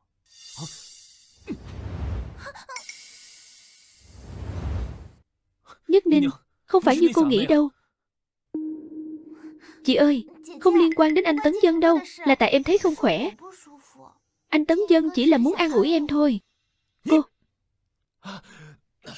Lục Thanh Diện, không phải tôi đã bảo cô đừng có ra ngoài sao? Em xin lỗi. Đầu óc em cứ lơ mơ, choáng váng, chẳng biết sao mình lại ở đây nữa. Nhất Ninh, em hãy tin anh thực sự không biết cô ta ở đây.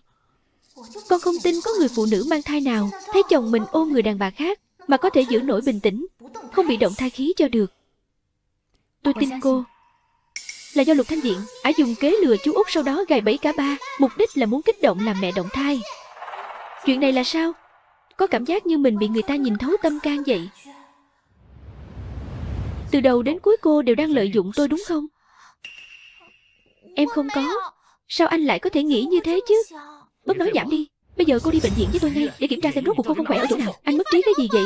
Dựa vào cái gì mà tôi phải đi chứng minh sự trong sạch với anh? Lần trước lúc cô ép Nhất Ninh làm giám định quan hệ cha con, cô đâu có nói như thế này.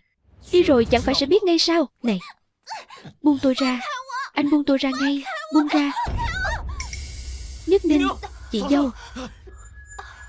Nhất Ninh, em không sao chứ? Bụng em. Mau đến bệnh viện thôi.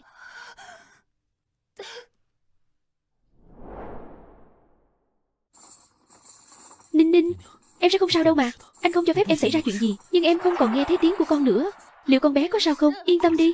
Anh sẽ không để hai mẹ con có chuyện gì đâu. Chị dâu, anh em đã nói chị không sao thì chắc chắn là vậy. Chị phải bình an vô sự đấy nhé. Ninh Ninh, con thấy trong người thế nào rồi? Bác sĩ, con gái tôi sao rồi? Sản phụ bị ngã, nhịp tim thai đang không ổn định. Tốt nhất là nên tiến hành phẫu thuật bắt con ngay lập tức. Ôi trời đất ơi. Ninh Ninh, em đừng lo lắng quá. Mọi người sẽ đợi em ngoài này. Đừng sợ, chúng ta phải tin tưởng vào bác sĩ. Hai mẹ con nhất định sẽ mẹ tròn con vuông thôi. Nhưng con không muốn con bé phải chào đời sớm thế này. Không sao đâu Ninh Ninh. So với sự sinh cũng chỉ còn vài ngày thôi mà. Không tính là sinh non quá đâu. Quan trọng nhất bây giờ là cả hai đều bình an vô sự.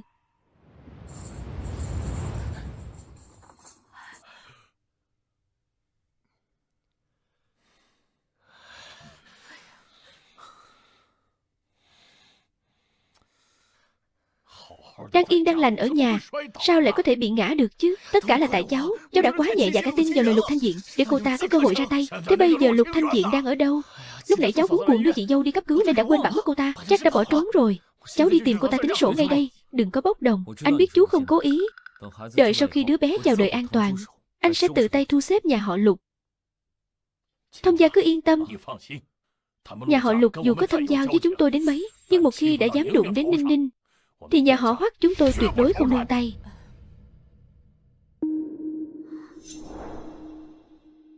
Muốn tính sổ nhà họ Lục sao? Chuyện đã đến nước này rồi, tôi cũng chẳng còn đường lui nữa. Dù sao Hứa Nhất Ninh cũng bị ngã không hề nhẹ. Tôi không tin cô ta còn có thể bình an mà sinh đứa bé đó ra. Anh ơi, anh nói xem chị dâu và Tiểu Khả Lạc thật sự sẽ không sao chứ?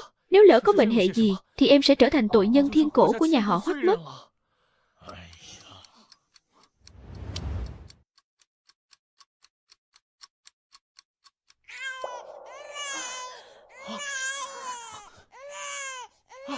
Bé đã chào đời bình an rồi. Là bé gái nặng 3,5 cân. Con gái của anh đây rồi. Ôi chao, xinh xắn quá đi mất thôi. Ôi trời ơi, chắc nội của ông đây sao? Đẹp quá cơ. Ồn ào quá, lạnh quá đi mất thôi. Đây là đâu vậy nè? Thế mà cũng có thể bình an sinh ra được sao? Ông trời đúng là mù mắt thật rồi. Bác sĩ, vợ tôi đâu rồi? Sản phụ vẫn đang được khâu vết mổ. Mọi người cứ bế bé về phòng trước đi. Đừng để bé bị dính gió lạnh. Mau lại đây nào. Bé con còn phải làm một vài kiểm tra sức khỏe nữa. Ôi được, được. Không xong rồi.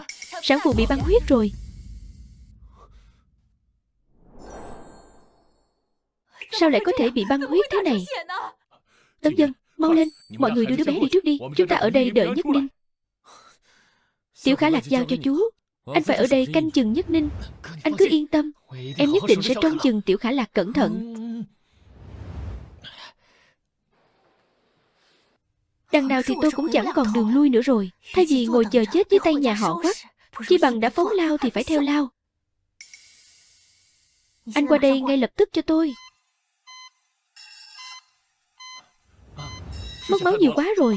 Mau lên, truyền thêm một túi huyết tương nữa. Bé cưng ơi, ngoan nào, không khóc nữa nhé. Sao con cứ khóc mãi thế nhỉ? Chú cũng đã nuôi trẻ con bao giờ đâu. Con muốn gì thì cứ nói thẳng ra xem nào. Con muốn bú sữa. Cái này thì con đùa chú à? Chú của con làm gì có sữa. Mẹ con đâu rồi? Bác sĩ nói mẹ con đang gặp nguy hiểm. Con muốn tìm mẹ. Thành Phong, cô đến đây làm gì? Chị Nhất Ninh không sao chứ? Tôi vừa mới chạy đến bệnh viện, nghe bác sĩ nói chị ấy vẫn đang được cấp cứu. Cô bớt giả nai ở đây đi. Cút ra ngoài. Tôi thực sự rất lo lắng mà. Tôi không cố ý đâu. Sao đứa bé cứ khóc suốt thế này? Hay là để tôi bế cho? Sao lại là cái mụ Bạch Liên Hoa này nữa? Chú mà dám giao con cho bà ta, con sẽ cạch mặt chú luôn đấy. Tôi tuyệt đối sẽ không giao đứa bé cho cô đâu. Anh là đàn ông thì biết gì chuyện bế trẻ con. Đừng để làm đau bé con. Đưa cho tôi nào. Cô đừng có mà làm càng. Cô còn thế nữa là tôi gọi người đấy. Rượu mời không uống lại uống rượu phạt. Đồ khờ. Anh tưởng định bợ cái hạng đàn bà đó là có thể đứng vững ở nhà họ Hoắc sao? Sau này anh còn phải nhìn sắc mặt của cái con ranh này nữa đấy. Trước đây tôi đúng là bị cái bản mặt này của cô làm cho mờ mắt rồi. Không ngờ tâm địa cô lại độc ác thế. Cho dù tôi có là kẻ vô dụng thì cũng không bao giờ giống như cô. Lòng dạ thâm độc. Chú ơi, cẩn thận.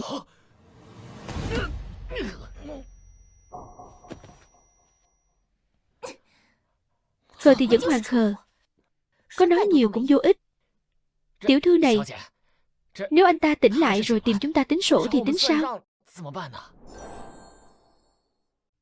Sợ cái gì chứ? Có đứa bé này trong tay nhà họ Hoắc sẽ không dám manh động đâu. Mấy người định bắt cóc con đi đâu thế hả? Con không đi đâu. Con muốn tìm mẹ. Mẹ con vẫn còn đang gặp nguy hiểm mà. Sao đứa nhỏ này cứ khóc mãi không thôi vậy?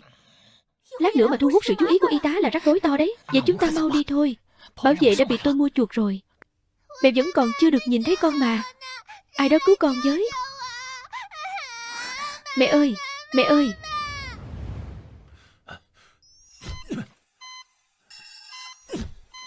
Phải cố gắng lên nhé. Mẹ ơi, cứu con với. Mụ Bạch Liên Hoa lòng dạ đen tối định bắt con đi kìa. Cứu con với. Tỉnh rồi, bệnh nhân có phản ứng rồi. Ý chí cầu sinh của bệnh nhân vô cùng mãnh liệt. Các chỉ số cơ thể đều đang tăng lên rồi. Con của tôi, con tôi đang gặp nguy hiểm.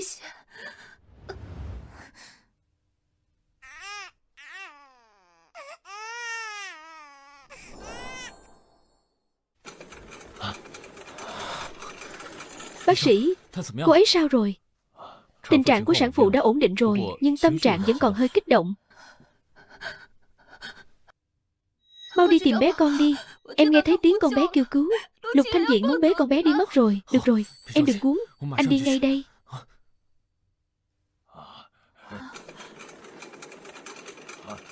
Đi thôi, tuyệt đối đừng hoảng loạn. Nhất định sẽ tìm thấy thôi. Thành Phong, em sao thế này? Thành Phong, chuyện này là sao hả Thành Phong? Thành Phong, đứa bé đâu rồi?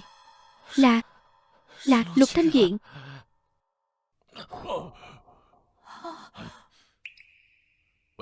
Gọi tất cả vệ sĩ đến đây cho tôi. Lập tức phong tỏa bệnh viện này lại. Không một ai được phép ra ngoài. Gọi viện trưởng bệnh viện này ra đây gặp tôi. Mẹ ơi, cứu con với. Phiền quá đi. Sao cứ khóc suốt thế nhỉ? Cứu bạn với. Ba ơi, mẹ ơi, ông ngoại, bà ngoại ơi, mau đến cứu con với. Chuyện này không bình thường. Chẳng lẽ lại là bọn buôn người sao? Anh bế đứa bé đi lối cầu thang bộ trước đi. Ra xe đợi tôi. Vâng, thưa tiểu thư. Đợi ta tìm được một nhà nào đó bán quách ngươi đi. Hoắc gia không những không dám động vào ta, mà còn phải quỳ xuống cầu xin ta chỉ cho họ biết ngươi đang ở đâu. Đứng lại đó cho tôi. Anh Tấn Dân, mọi người đang làm cái gì vậy ạ? Giao đứa bé ra đây cho tôi. Lục Thanh Diện, bây giờ cô giao đứa bé ra đây, tôi còn có thể nương tay cho cô một con đường sống. Bằng không, đừng trách tôi ra tay nhẫn tâm. Ông nội Hoắc, ông đang nói gì vậy ạ? Cháu đến để thăm chị dâu mà. Cháu đã thấy đứa bé nào đâu. Cái đồ nhà cô bớt diễn kịch ở đây đi. Anh Tấn Dân, em không cố ý làm chị dâu ngã đâu. Chuyện xảy ra như vậy em cũng áy náy lắm. Nhưng mọi người cũng không thể vu khống em như thế chứ. Ai có mắt mà chẳng thấy trong lòng cháu làm gì có đứa bé nào. Tôi đã phong tỏa toàn bộ bệnh viện này rồi. Hôm nay mà không tìm thấy con tôi thì đừng hòng có ai rời khỏi đây.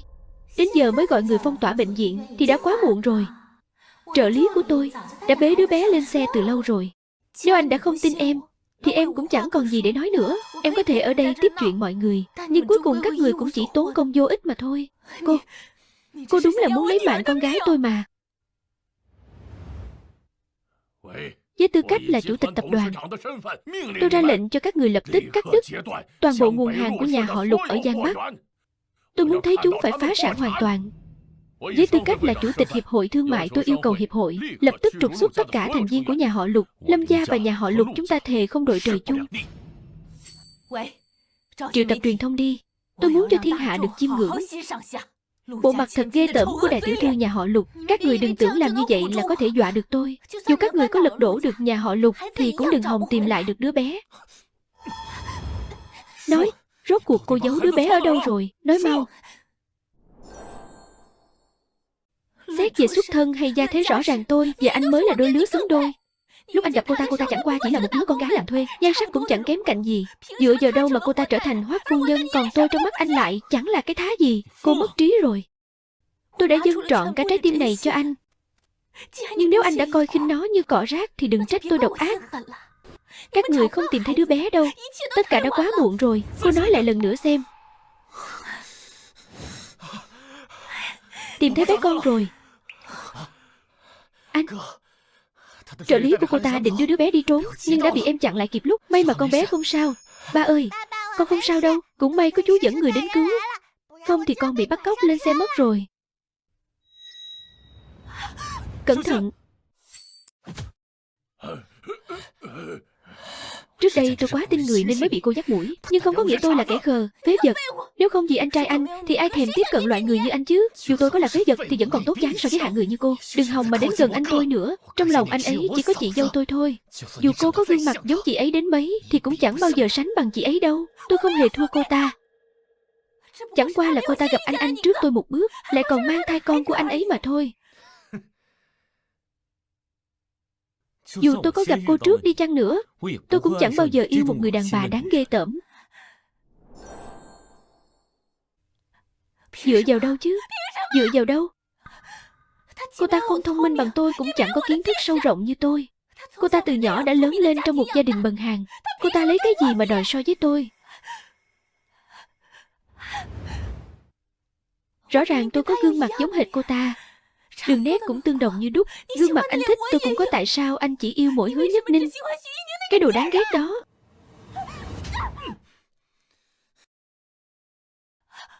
Anh đánh tôi ư? Nếu không vướng luật pháp, tôi đã xử đẹp cô rồi. Nhất Ninh không được lớn lên trong nhung lụa, nhưng cô ấy có một trái tim lương thiện. Còn cô thì sao? Suốt ngày mở miệng ra là xuất thân, rồi lại đem gia thế ra để khoe mẽ, nhưng lại nuôi dưỡng một tâm địa độc ác. Dù tôi có biết cô trước, dù Nhất Ninh không mang thai, tôi vẫn sẽ yêu cô ấy và cưới cô ấy làm vợ.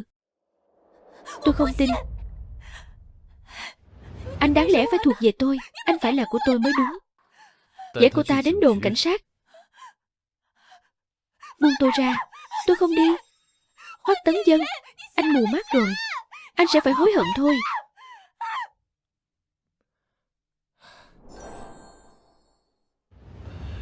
Mẹ ơi, mẹ con đâu rồi? Mẹ không sao chứ? Bé con, mẹ không sao đâu. Cụ đưa con đi tìm mẹ nhé. Tuyệt quá. Mẹ ơi, con đến đây.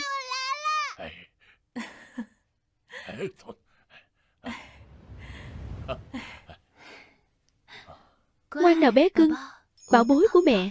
Con không sao là tốt rồi. Mẹ yên tâm đi mà. Con chính là ngôi sao may mắn của cả nhà đấy. Ninh Ninh, mọi người không sao chứ? Không sao đâu. Chị dâu, may mà chị không sao. Nếu không em, mọi chuyện qua cả rồi. Anh xem Thành Phong kìa, vì bảo bối nhỏ mà chú ấy còn phải chịu một gậy nữa. Anh à, anh nói vậy làm em thấy chóng mặt quá. Thành Phong, em sao thế này? Thành Phong, ông nội, con không phải là đứa con hoang. Thành Phong, bác sĩ, mau đến đây. Ba yên tâm đi. Chú ấy chỉ bị chấn thương sọ não nhẹ thôi. Chú Út, sau này chú sẽ là giám đốc điều hành chi nhánh hải ngoại của tập đoàn Hoắc Thị đấy. Chú ấy sẽ không sao đâu. Thật đó.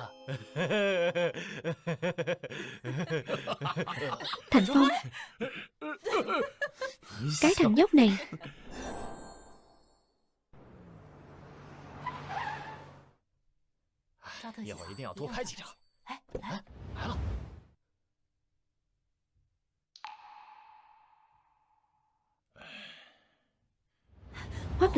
Hoắc lão, hôm nay là ngày đầy tháng của Tiểu Thiên Kiên nhà ngài. Xin hỏi ngài có thể tiết lộ hình ảnh của bé không ạ? Ngày mai chúng tôi sẽ tổ chức tiệc đầy tháng.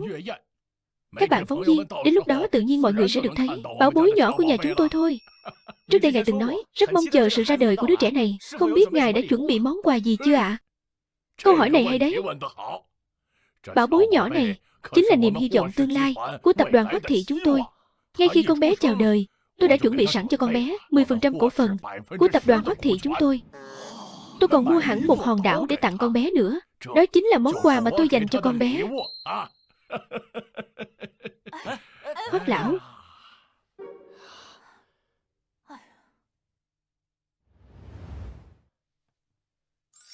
cụ đã về rồi đây.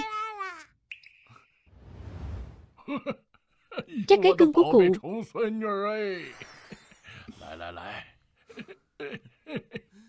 Thật là đáng yêu quá đi. Đúng rồi, hôm nay thông gia sẽ đến chơi. Bữa trưa đã chuẩn bị xong chưa? Ôi dào, ông cứ yên tâm đi ạ. Sáng sớm con đã vào bếp kiểm tra rồi. Con xem, Thành Phong thật sự ngày càng hiểu chuyện rồi đấy. Đã làm chú người ta rồi thì đương nhiên phải trưởng thành hơn chứ. Bánh kem đến rồi đây. Bé ngoan, bảo bối của cả nhà. Hôm nay con tròn 1 tháng tuổi rồi. Cụ thật sự rất vui mừng. Cháu dâu, con vất vả rồi. Con có tâm nguyện gì cứ việc ước đi nhé. Con cảm ơn ông nội. Ước một điều đi em. Vậy em xin chúc cho Tiểu Khả Lạc một đời thuận lợi, bình an và khỏe mạnh. Chúc cho cả gia đình chúng ta luôn hạnh phúc viên mãn. Hạnh phúc viên mãn.